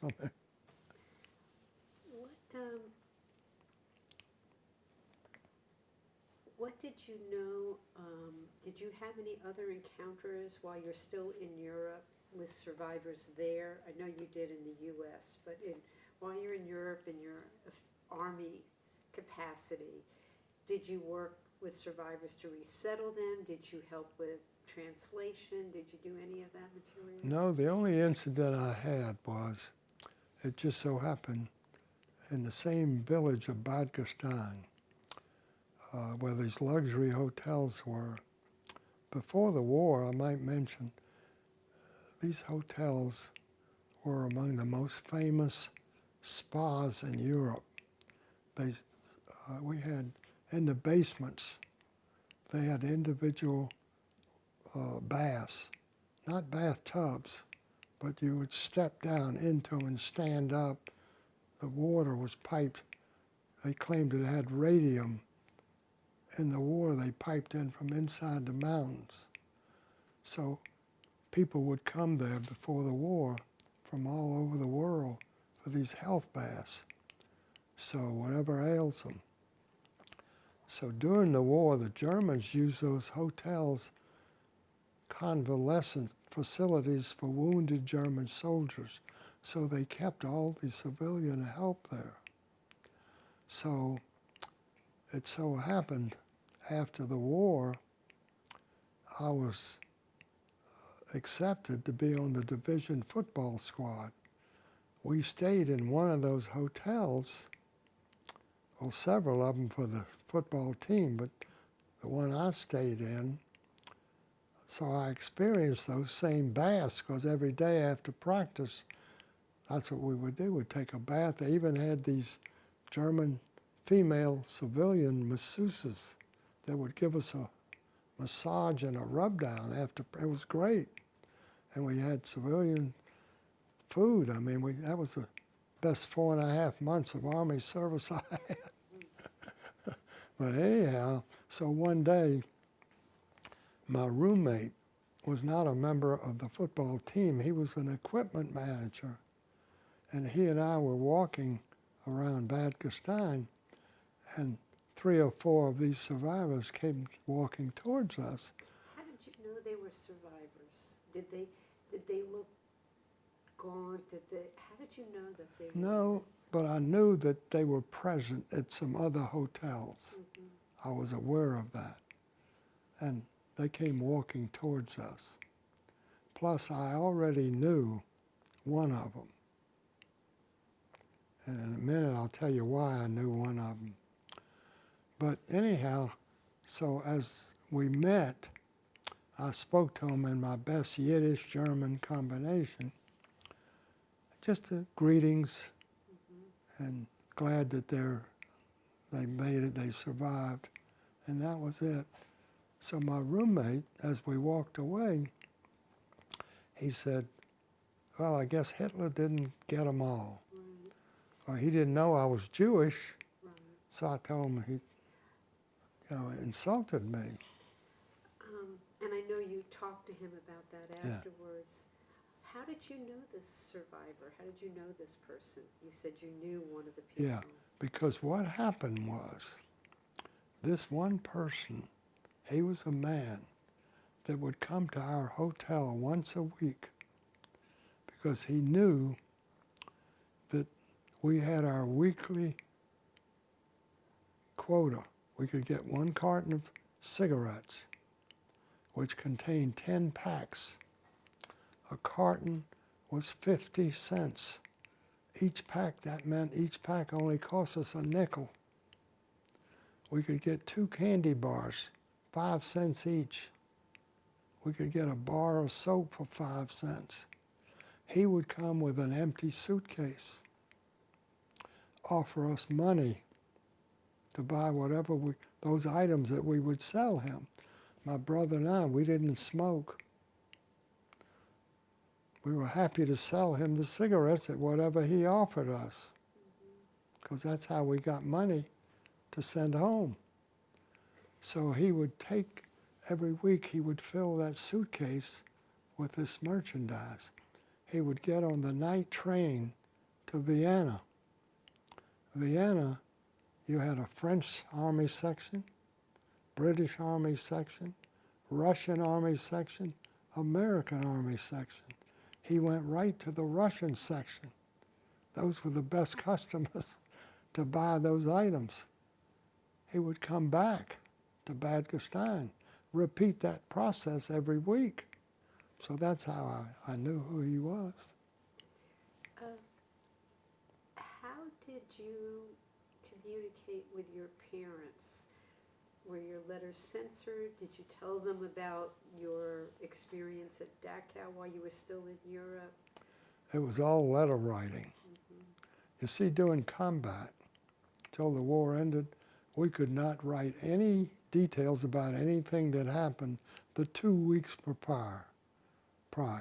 Anything prior to 2 weeks, we could tell them what happened. Did you write home to your parents about what you and your brother saw? We wrote about everything, where we were at, what we did, what happened. My mother saved all the letters, and unfortunately, I think my sister didn't think they were important enough after my mother became ill. And she did keep the letters that I mentioned from the White House and so forth, and sent those to us. But I don't ever know what happened to all the other letters that we wrote. Never got them. So you're in Europe, life is, with help from the U.S. and other allies, slowly trying to get back to normal. How long did you stay in in the army in Europe before you and your brother headed home? When did you end up coming back to the United States? Well, we had enough points to leave in March of 1946. Can you explain the point system? About Well, how that made you eligible to leave? Yeah, well, every soldier got a certain number of points. How many months, weeks, days you sent in combat, you got so many points. How many years you were in the army, you got so many points. If you were captured prisoner of war, if you were liberated before the war ended, you got no points for that. But if you were liberated when the war ended, you got points. That's the way it worked. If you got medals, you got points for this medal, points for that medal, and that's the way it worked. So, and the guys that served in combat the longest, of course, got more points, so they got to go home earlier, which made sense. So we got enough points in March Of 46? of 46 that we were then transferred to the 81st Division, because that's the group that was going home. So we rode on these boxcars to Germany, to the port, and we boarded they called it a Liberty ship, or a victory ship. I have an article about it called the SS Madawaska. We called it the Mad Madawaska, and that's the ship we ended up sailing back to New York. Welcome sight of the Statue of Liberty again, much shorter trip. And from there, they sent us back to Fort Bragg, interviewed to be discharged. They gave us train tickets from Fort Bragg, Fayetteville, North Carolina, to Jacksonville, Florida. And that's when we arrived back home. Parents met us at the train station, took us home, and we took off our Army uniforms from top to bottom, donated them to a different army, the Salvation Army. That ended our military career. So when you and your brother were deployed to Europe, and they always talk about the greatest generation, that was like the first time you had ever been out of the country and you're in battle. And do you want to speak to that at all before we talk about your life after the war? Well, we had never been out of the United States, but as a bar mitzvah present, the two of us got a trip to Connecticut, where our father originally landed. And our father's cousin was, by that time, their son had bought a country club in near New London, Connecticut, Norwich area. And we went there, the two of us on a train by ourselves, took a train to New York, changed trains in New York for Connecticut. In those days, it was safe enough. And we ended up, we stayed on for a couple of months on that country club. We didn't know anything about golf. They had a golf course, but my cousin instructed us that there would be cabs arriving occasionally from New York City.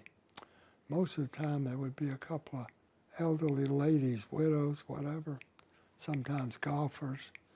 So if we saw a cab pull up, go out and help the ladies bring their luggage in. And then we became caddies on the golf course, and we got tips, luggage tips. To us, that was great. It's money. Then from there, we went to Lebanon, Pennsylvania. Somehow we managed to get there from Connecticut to Lebanon, Pennsylvania, where we had a aunt, uncle, and cousins living. Hershey, Pennsylvania, near Hershey. It was Lebanon, near Hershey, Pennsylvania. I remember they took us to Hershey, and miles before you got there, you could smell the chocolate. But we stayed there for a while, and then they took us to Baltimore, Maryland, where our grandmother lived and some other relatives. We visited there, then we went to Richmond, Virginia, took a train back to Jacksonville, and that was the extent of our traveling. So I want to go back a little bit in time, just a little bit. You're in Europe, war has ended, you have all these other duties that you've been assigned. It's August 1945. The bomb was dropped. Where were you? What did you hear? What did you know? Well, they had already told us to start preparing to board ships to go to the Pacific. In fact, they had already given us instructions to use, we were going to have to use Cosmoline to put on our howitzer guns, our carbine rifles. What's Cosmoline? What does that do? It was like a Ready? grease, like something like Vaseline, between Vaseline and grease, so that when the howitzer guns and the carbine rifles, I had a .45 pistol also, that aboard ship, that would all go aboard ship, the salt water from the ocean wouldn't affect the guns. Then when we would get over there, because that's what we had to do when we went to Europe, then we had to clean it all off and get rid of it all. But they tell you, we already had those instructions, so when the first atomic bomb dropped and we heard about it, we celebrated. We were happy. We said, hopefully this will end the war. We won't have to go, because some soldiers were already on ships, already sailing from Europe to the Pacific. So they were happy too, I guarantee you. And then the second bomb dropped, and then you heard that the war is over Right, worldwide. Was right. there jubilation after that as well? Well, then it was just a question of when is it our turn to go home? Right. That was the next thought. When do we get to go home? And So you get home, go to New York, Fort Bragg, go back to Jacksonville, your parents meet you. You're home. gonna ask you about two things maybe you talked about with your parents. One is your father's sister. What did he know then? Did he know for sure what happened, or did you research? No, you see, my father had this small clothing store. So he corresponded with his sister, letters back and forth. Well, sometime in 1941, the letters stopped. So he knew the worst must have happened. And we only found out what happened many years later. Right. How did you feel? How did you feel seeing what they did at Dachau to prisoners, even though you knew your aunt was murdered differently? We didn't know any of that until we got home. And, there's some things I remember very well. One day, one Saturday in my father's store, because if we wanted to see my father, except for Sunday, we had to go to the store to see him. We only saw him otherwise on Sunday because he would leave early in the morning before we woke up to go to school. Because he'd have to walk about 10 miles to open the store. And then the time he got home, we were sleeping. So we didn't see him during the week if we didn't get on our bicycles after school and go to the store, except on Sundays. But anyhow, I remember one Saturday afternoon, a very large red-headed man came into the store. And my father and him greeted each other like long-lost relatives. It turned out he came on a trip from Pushalatas, Lithuania, because the small synagogue had a fire. And that's the hometown of your father. Yeah. And he came to the United States to collect money to try and rebuild the synagogue. In Pushkala. And Pushalatas. So it so happened Jacksonville developed quite a few people that came from Pushalat. I remember the Setzer family, which became quite prominent in business, and the Kramer family. They all came from Pushalatas. So there was quite a few of them there. In fact, I have a picture of the Ladies Pushalata Society, that they had that much of an organization. So that's what he was there for. And there's another whole story of what happened with that money, which I'll save for some other time. But I remember that very definitely. Mm-hmm. And of course, the only way we found out the details of what happened to my Aunt Hannah, my father's youngest sister, her husband and 3 young children, was when my twin brother Howard, in later years, became president of the International Jewish Genealogy Society. And he used to take groups of people every summer, usually 2 groups, 20-something people, over there, where their roots came from somewhere in Lithuania, Latvia. That's when he got all the details. So you have this journey of being Jewish, being a Jewish soldier, being a Jewish liberator, having Jewish relatives, all around this horrific period in our history. You come home, you have this camera. Did you tell your parents about what you and your brother saw there? We never discussed it. We never talked about any of our combat experience. We had written letters. We figured that was sufficient. Never told my wife, my children, never talked about it. There's a lot of it was not unusual for World War II combat veterans not to talk about their combat experiences. I've talked to plenty of them to know that. I was asked one time, being interviewed by the National Geographic TV, that very same question. And my answer was, personally, I felt that during the war, everybody had some involvement.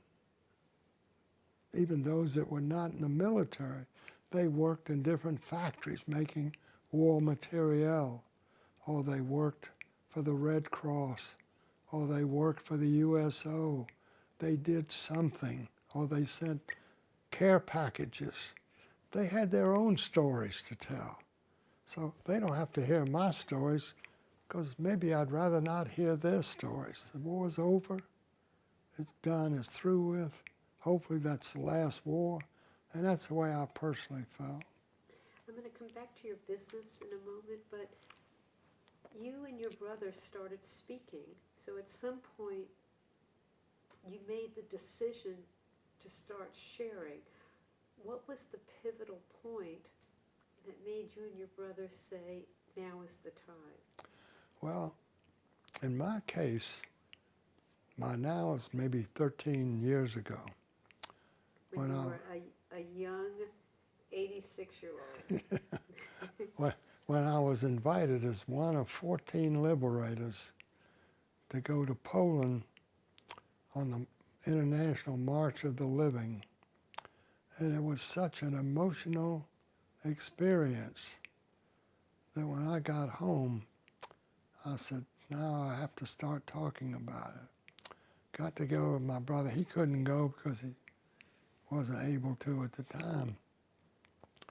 But so we started speaking together as we were invited. Just so happened we were introduced, we were invited to go on a trip to Washington, honor flight, early morning to late at night, one-day trip.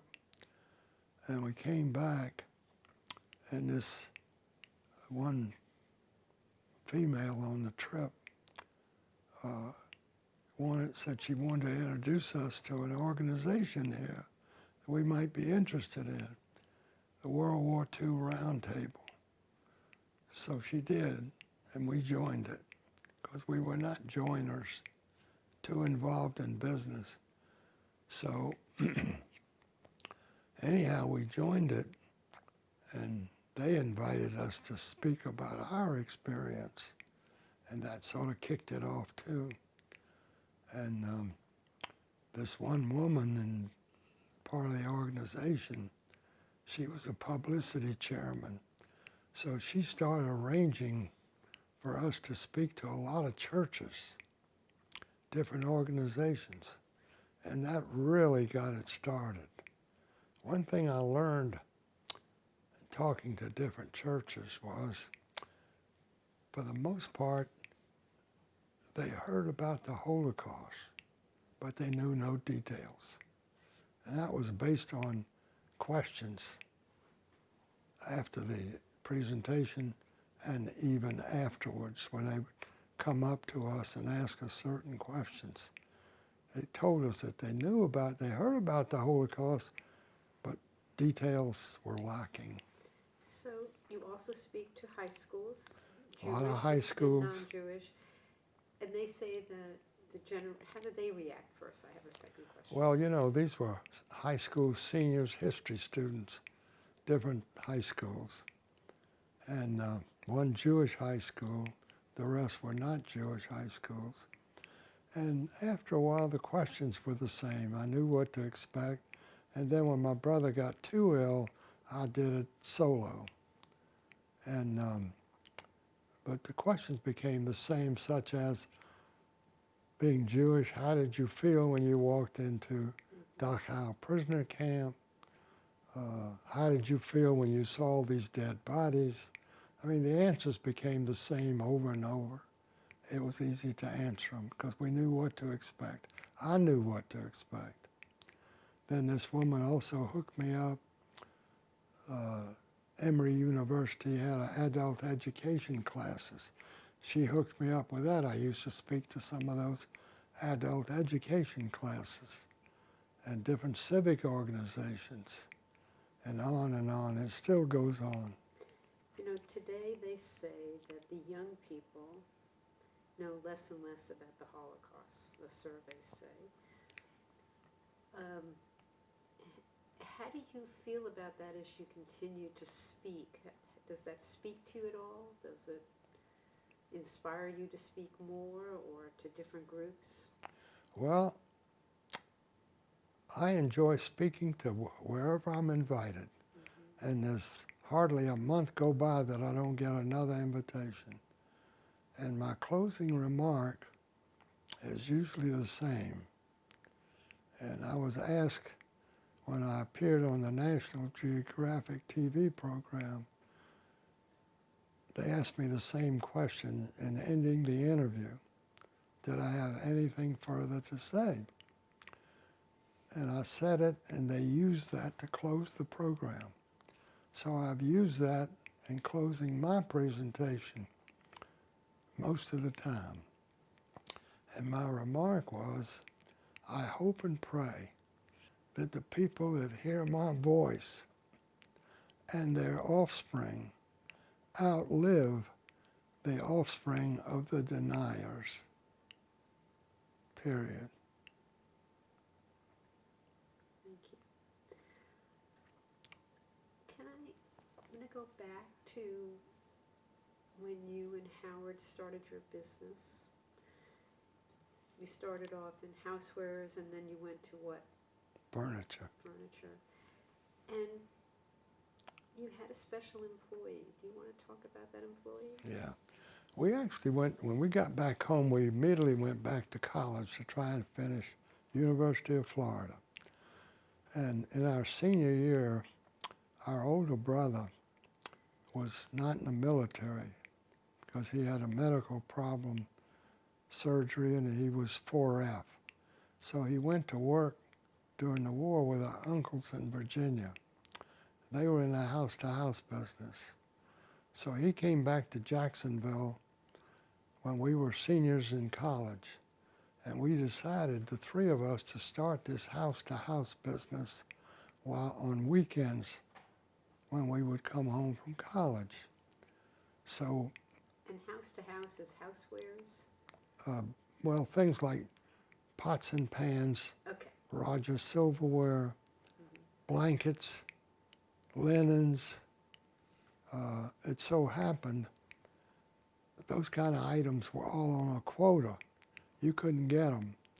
But our uncles were good enough, since they operated all during the war, like our aluminum factory that made pots and pans, Kewaskum, Wisconsin. During the war, they made artillery shell casings. After the war, they started making pots and pans again. Same way with the factory that made Rogers silverware. After the war, they went back to make, but it was on a quota. So our uncles gave us 25 sets of pots and pans a week of their quota, and 25 sets of silverware from their quota. That helped us. Blankets we were able to get, bedspreads, things like that. So that's what we sold, whatever we could get on credit. $1 down, and when we could catch them home. So that's the way we started the business. So by the time we graduated, our original dream was to get our college degree, go to Wharton School of Finance, University of Pennsylvania, and get our master's degree and become CPAs. That was our childhood dreams. So that's why in high school we took shorthand course, shorthand and typing. With the rest of the students were all girls. Great deal for us. Since we were twins, unusual. We were the the girls' clubs. We were the mascots of the girls' clubs, so Right. it was great duty. But anyhow, so in this business, we got contacted one day by a Jewish agency. They said they had a survivor from Europe, concentration camps. He was a master watchmaker, originally from Poland. They couldn't get him a job with a local jewelry store because he didn't speak English. Anyway, we could hire him. We said, well, our father was from Europe. He speaks European languages. And of course, Jewish, Yiddish, Hebrew. So we don't sell watches. But in order to give him a job, we will start selling watches on credit. So I made some contacts. I went to New York. I met with Benrus Watch Company and Bulova Watch Company and made arrangements to sell Bulova and Benrus watch companies. So we gave him a job. My father was the interpreter because he had retired he sold his little store after the war. And that was the arrangement. So we notified, we knew that if the watches didn't keep good time, they wouldn't finish paying for them. So we had to repair them free of charge to collect the rest of the money. So that's the way it worked. So then we developed a business for him because we notified all the local jewelry stores that we had a master watchmaker that could repair watches and clocks. So he could even make parts that were needed, and sometimes he would rob parts from old watches or clocks. So if they had a problem, he would repair their watches and clocks, and they could charge a higher price for the customer. So we built a little business for him just that way. His name was Sam Lederman, Lederman. He married another survivor that he met in a DP camp after the war. A very nice lady. And she ended up operating a thrift shop in Jacksonville, clothes and stuff that was donated through our synagogue. They opened a thrift store for her to operate, to give her a job. What was he a survivor of? What camp? Or You know, ghetto? we thought he was a survivor from Dachau, but we didn't want to talk to him about it because we thought it would be too painful. So for well over a year, year and a half, we never asked him any questions. We figured if he wanted to tell us, he would tell us. So I guess it maybe was a year and a half before I don't even know how it came about. But something happened, and he started telling us a couple of stories. One story I remember very vividly. He told us the only reason they kept him allowed to live was because he was a master watchmaker. They needed him to repair watches and clocks. He said it was not unusual, especially an SS officer or a pilot, to come to him to repair their watch. And when they would come back to pick it up, they would hold a Luger to his temple and say, if this watch loses even 10 seconds, I'm coming back to pull the trigger. I remember that was one of the stories that he told us. That was the kind of pressure that he lived in. His wife worked in the kitchen at one of the concentration camps. There again, they kept her alive as slave labor in the kitchen, you see. So you're starting this business, you're involved with the World War II Round Table, but you still have these pictures from Europe, and then you inherit more pictures later. How did you get the Brownie pictures developed from the camera from the April 29th? What did you do? We just took them to a local And what happened when you saw the Walgreens store or something. Right. What happened when But- you saw the pictures again? Well, the picture that we took of that one boxcar, it faded out. You know, a Brownie box camera was not quality. It just so happened a number of years ago, on that trip to Poland that I mentioned, I met a non-Jewish lawyer and his wife who was on the trip for an unusual reason. But wonderful people live in Kansas. He introduced me on a telephone conference call one time with another attorney, not Jewish, that was in a tank crew. And in the telephone conversation, he told me that his tank was attached to our division, and they were on the way to Munich, about halfway, on April the 29th, 1945, when they got orders to turn around. They gave them directions how to get back to the Dachau prisoner camp. They wanted them to go inside the camp. That time they had a different gate to go in, a different building. They couldn't go through the prisoner camp with a tank. They could go through that other camp. That building was destroyed after the war.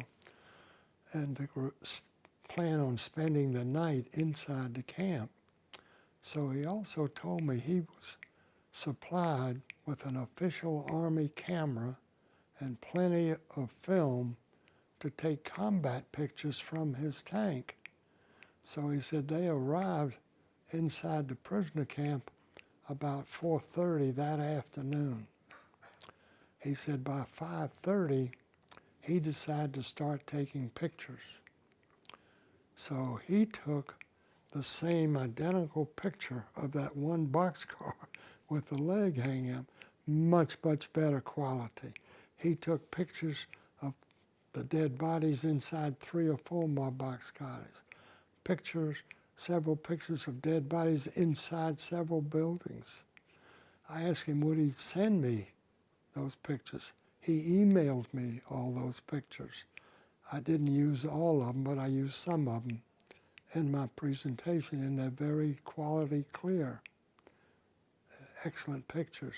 And I explain every presentation that they're his pictures.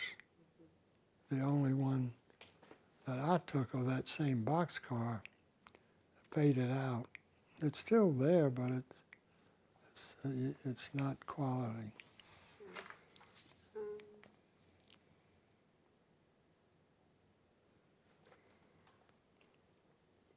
I know you didn't talk about your story when you were younger, and you're doing it now for the past couple of years.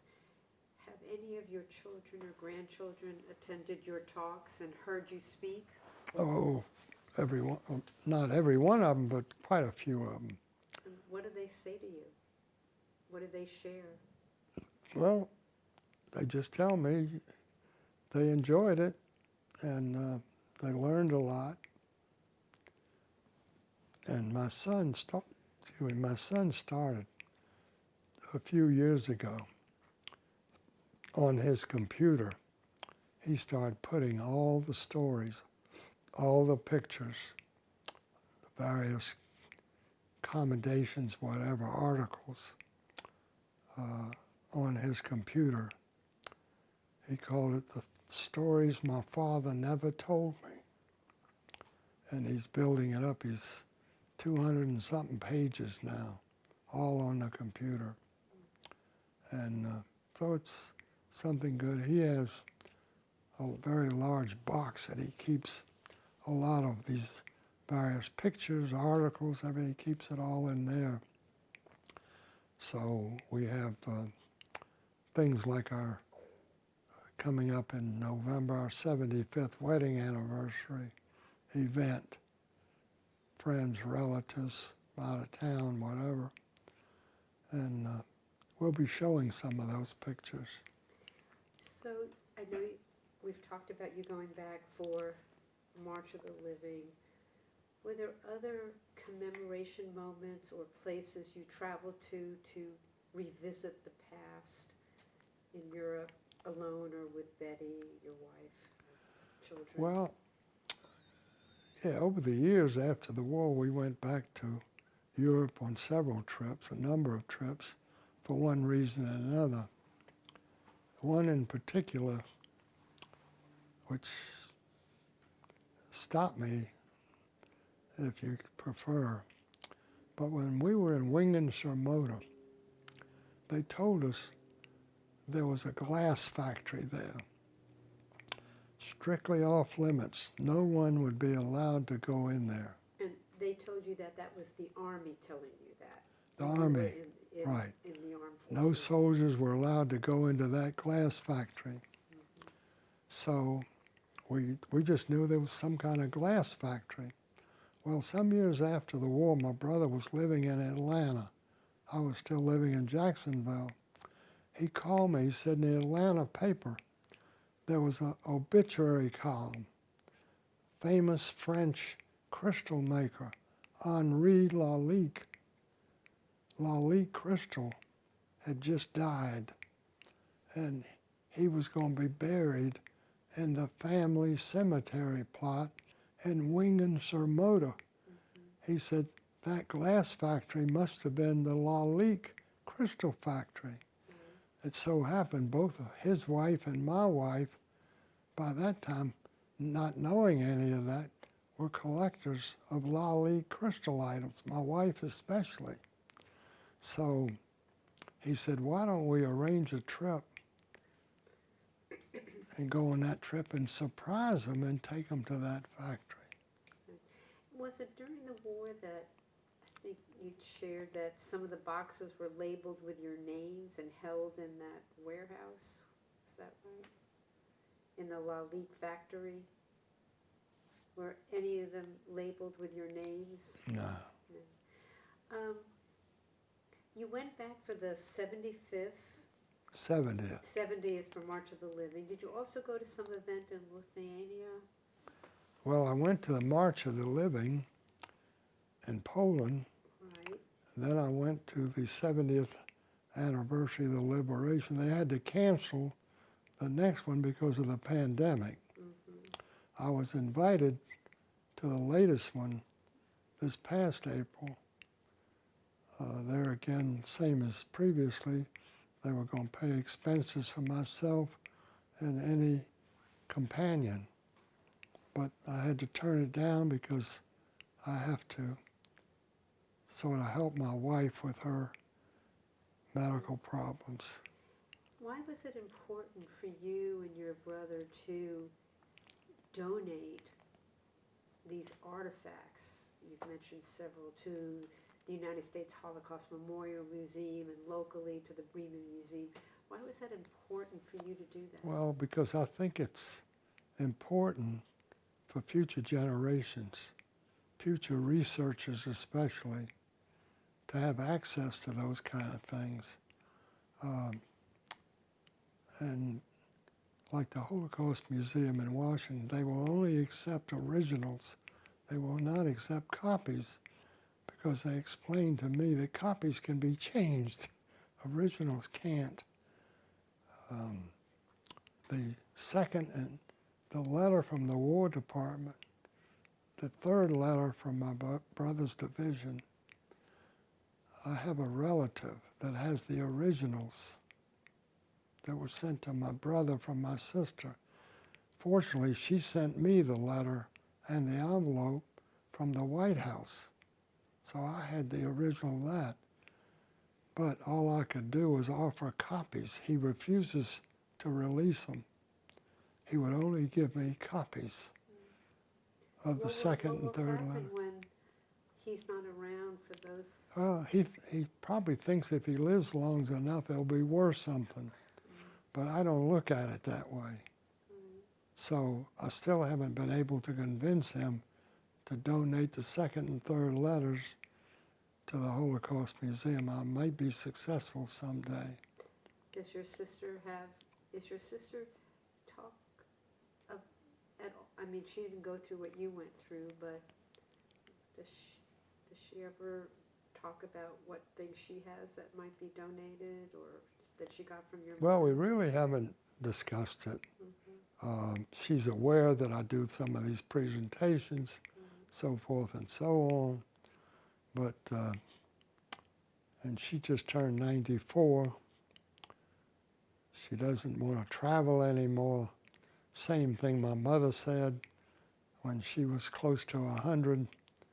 She said she's not traveling. Anybody wants to visit her, they'll have to come see her. My sister says the same thing. So, at this point, you've shared you want to keep telling your story until you can't, right? Do you- Well, if you want to continue, I could maybe think of a couple more stories. No, I meant you speaking to the public. Oh, When you talk to school groups and yeah. all of that. What, Well, you see, I have an upcoming speaking engagement. right, what I was going to ask you is, do you think, or how would you share how this experience may have shaped how you lived your life in general, or possibly how you lived your life Jewishly? Did your war experience, how did it impact you in terms Well, of how you lived your life? It depends on the audience. Example, a year or so ago, by a non-Jewish friend, I was invited to speak to the Dunwoody United Methodist Church Sunday school class, not children but adults. So I agreed to speak. They wanted to know about my war experience, and I wanted to tell them about Dachau experience. So when I got there, the equipment for me to show these pictures wouldn't work. The equipment wasn't suitable for PowerPoint presentation. We didn't know at the time. But I spoke. But no picture's a picture's worth 1,000 words. So recently, by accident, I was getting a manicure, and there was two ladies getting pedicures in the same room. So one of them recognized me, and she said, "I was present when you spoke to my Sunday school class, but I remember you couldn't show your pictures." And I said, "No, I couldn't." And she said, "Well, her husband is in charge. Would I be willing to speak again and show my pictures?" I said, "If I'm invited, I'll be there." So now it's arranged, originally arranged for the Sunday before Veterans Day in November, but I had to change it due to the weekend. We're going to have a 75th wedding anniversary event, so I changed it to the first Sunday in December. And now they've assured me that I can come back and I'll be able to show the pictures and do the presentation over again. But in that case, you see, they only allow me to speak maybe 35 minutes, and then I have a question and answer period. I always ask to let me speak for an hour, and then a 10 or 15 minute question and answer period. Most of the time, they agree to that wherever I speak. And I've talked presentations to the Am Yisai Society, the Daffodil Society. I've talked at several. They had me go to recently to Ellijay, Georgia, which was a non-Jewish event, but it was a wonderful event.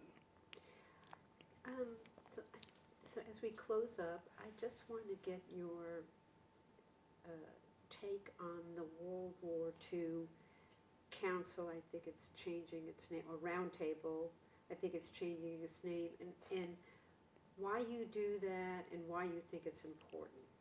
Well, it wasn't my decision, but they just had a board meeting.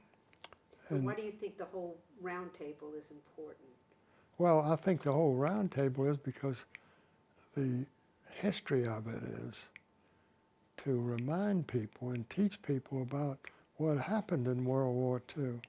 And the Holocaust has always been a major part of it. We have several members that were survivors that are members. They were not in the U.S. military, but one, Robert Rattoni is one. He spoke before the organization about his experience as a survivor. We had another speaker, Cy Goodman, a emeritus part-time teacher, professor at Georgia Tech. He recently spoke a few months ago about a survivor who ended up in the U.S. military, a fantastic story of how he survived, not only in the concentration camps, but how he survived in the U.S. military in the Korean War. So this roundtable keeps history alive, Yeah, and and your role in that is to be part of that effort. right. I'm the publicity chairman, would you believe? I take care of the advertising because that's a lot of my business background was advertising. So I know you shared your closing remarks before. Is there anything else you'd like to share before we close up this interview? Well, you know, I said I could tell all kinds of stories, but I don't know that who would be interested in them. Well, first of all, thank you for doing the interview. Thank you for your service, the military service. It's what you did and all your fellow, troop members truly made a difference in this country. So thank you so much. Well, I'm just fortunate that I'm still around and able to speak. And sometimes, like when I told my son the other day, a couple of new speaking engagements suddenly are coming up. He said, maybe you got to slow down. I said, no, I got to stay active. That's what keeps my mind going and keeps me going. Things that once I make a date that I'm going to speak, I got to stay around. I don't want to disappoint people. Well, thank you so much. Thanks for inviting me. What is this a picture of? This is a picture of me, Troop 14, Boy Scouts, Jacksonville, Florida. Jewish troop, connected to Jacksonville Jewish Center, synagogue. What is this a picture of? This is a picture of me, football uniform on a Catholic high school football team, 1938, when I was in the 9th grade of school. Jackson. What is this a picture of? This is a picture of my father, Morris Margot, my mother, Sarah Margot, taken at the occasion of my twin brother Howard and I when we were bar mitzvahed in Jacksonville, Florida. What is this a picture of? It's a picture of my brother Howard and I when we were on a basketball team, a Jewish basketball team in Jacksonville, Florida. Howard was number 10 and I was number 11. What is this a picture of? It's a picture of me when we landed in Marseille, France in January 1945. We were transported north of Marseille to a very rocky, barren, windy, cold area called Command Post 2, living in pup tents awaiting until the replacements for our infantry companies to arrive and get some minimum training until we could go into combat. What is this a picture of? This is a picture of my gun crew, 105 millimeter howitzer. I'm leaning over the gun, checking some of the items, somewhere in Germany. And what's the bottom a picture of? A similar partial gun crew, and I'm the one facing in the center. What is this?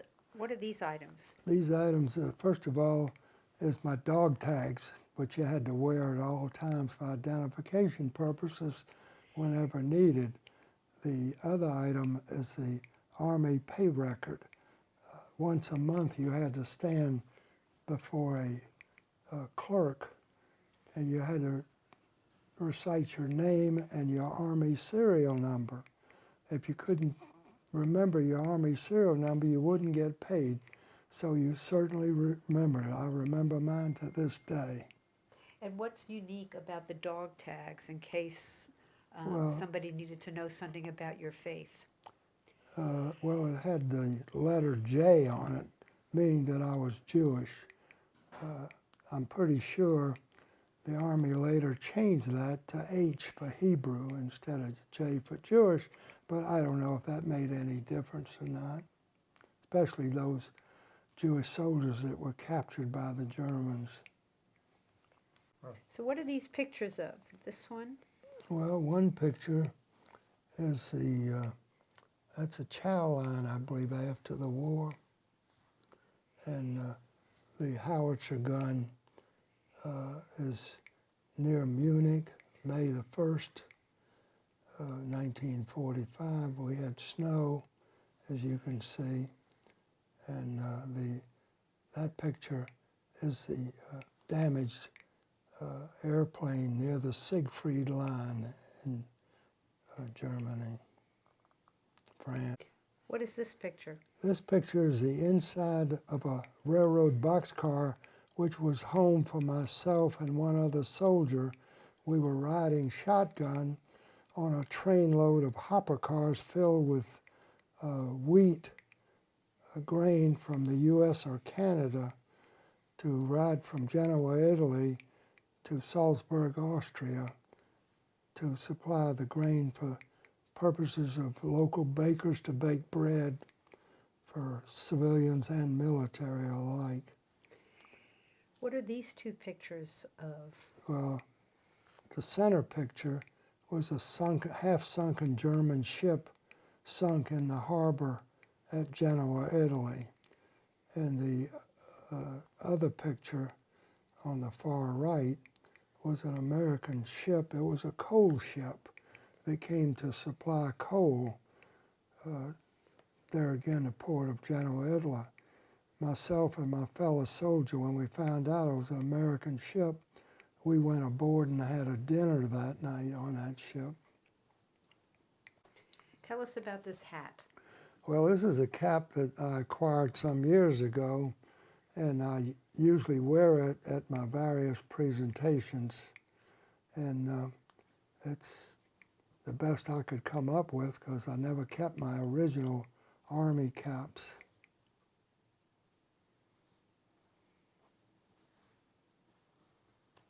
Okay. Tell us about this family portrait. This was taken at my 99th birthday party recent months, in February of this year.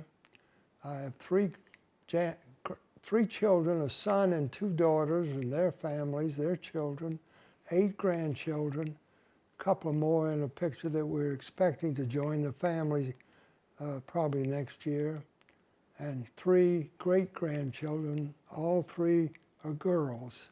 One is now 7, one's 6, and one is about a year and a half. Not even a year and a couple of months. She was born on my wife's birthday. What is this? That picture is me, and that's a collage of the whole family pictures. down through the ages. What is this a picture of? It's a picture of me and my twin brother Howard, and we were babies. I can't promise you who was who, but we both look pretty good. About how old? Probably 6 months or less. What is this a picture of? All right, I'm on the, that's our bar mitzvah picture. I'm on the left, Howard's on the right. My older brother Melvin is in the center, and my sister Bernice is also pictured. What is this a picture of? This is a wedding picture of myself and my wife Betty Ann. To the left is my mother, my father, and my maternal grandmother. And on the right is Betty Ann's mother and father. Tell us about this quilt. This quilt is called an honor quilt. It's made by volunteer women around the country, and it's presented, this one was presented to me as a World War II veteran by the Daughters of American Revolution. And they give these handmade quilts around the country to World War II veterans.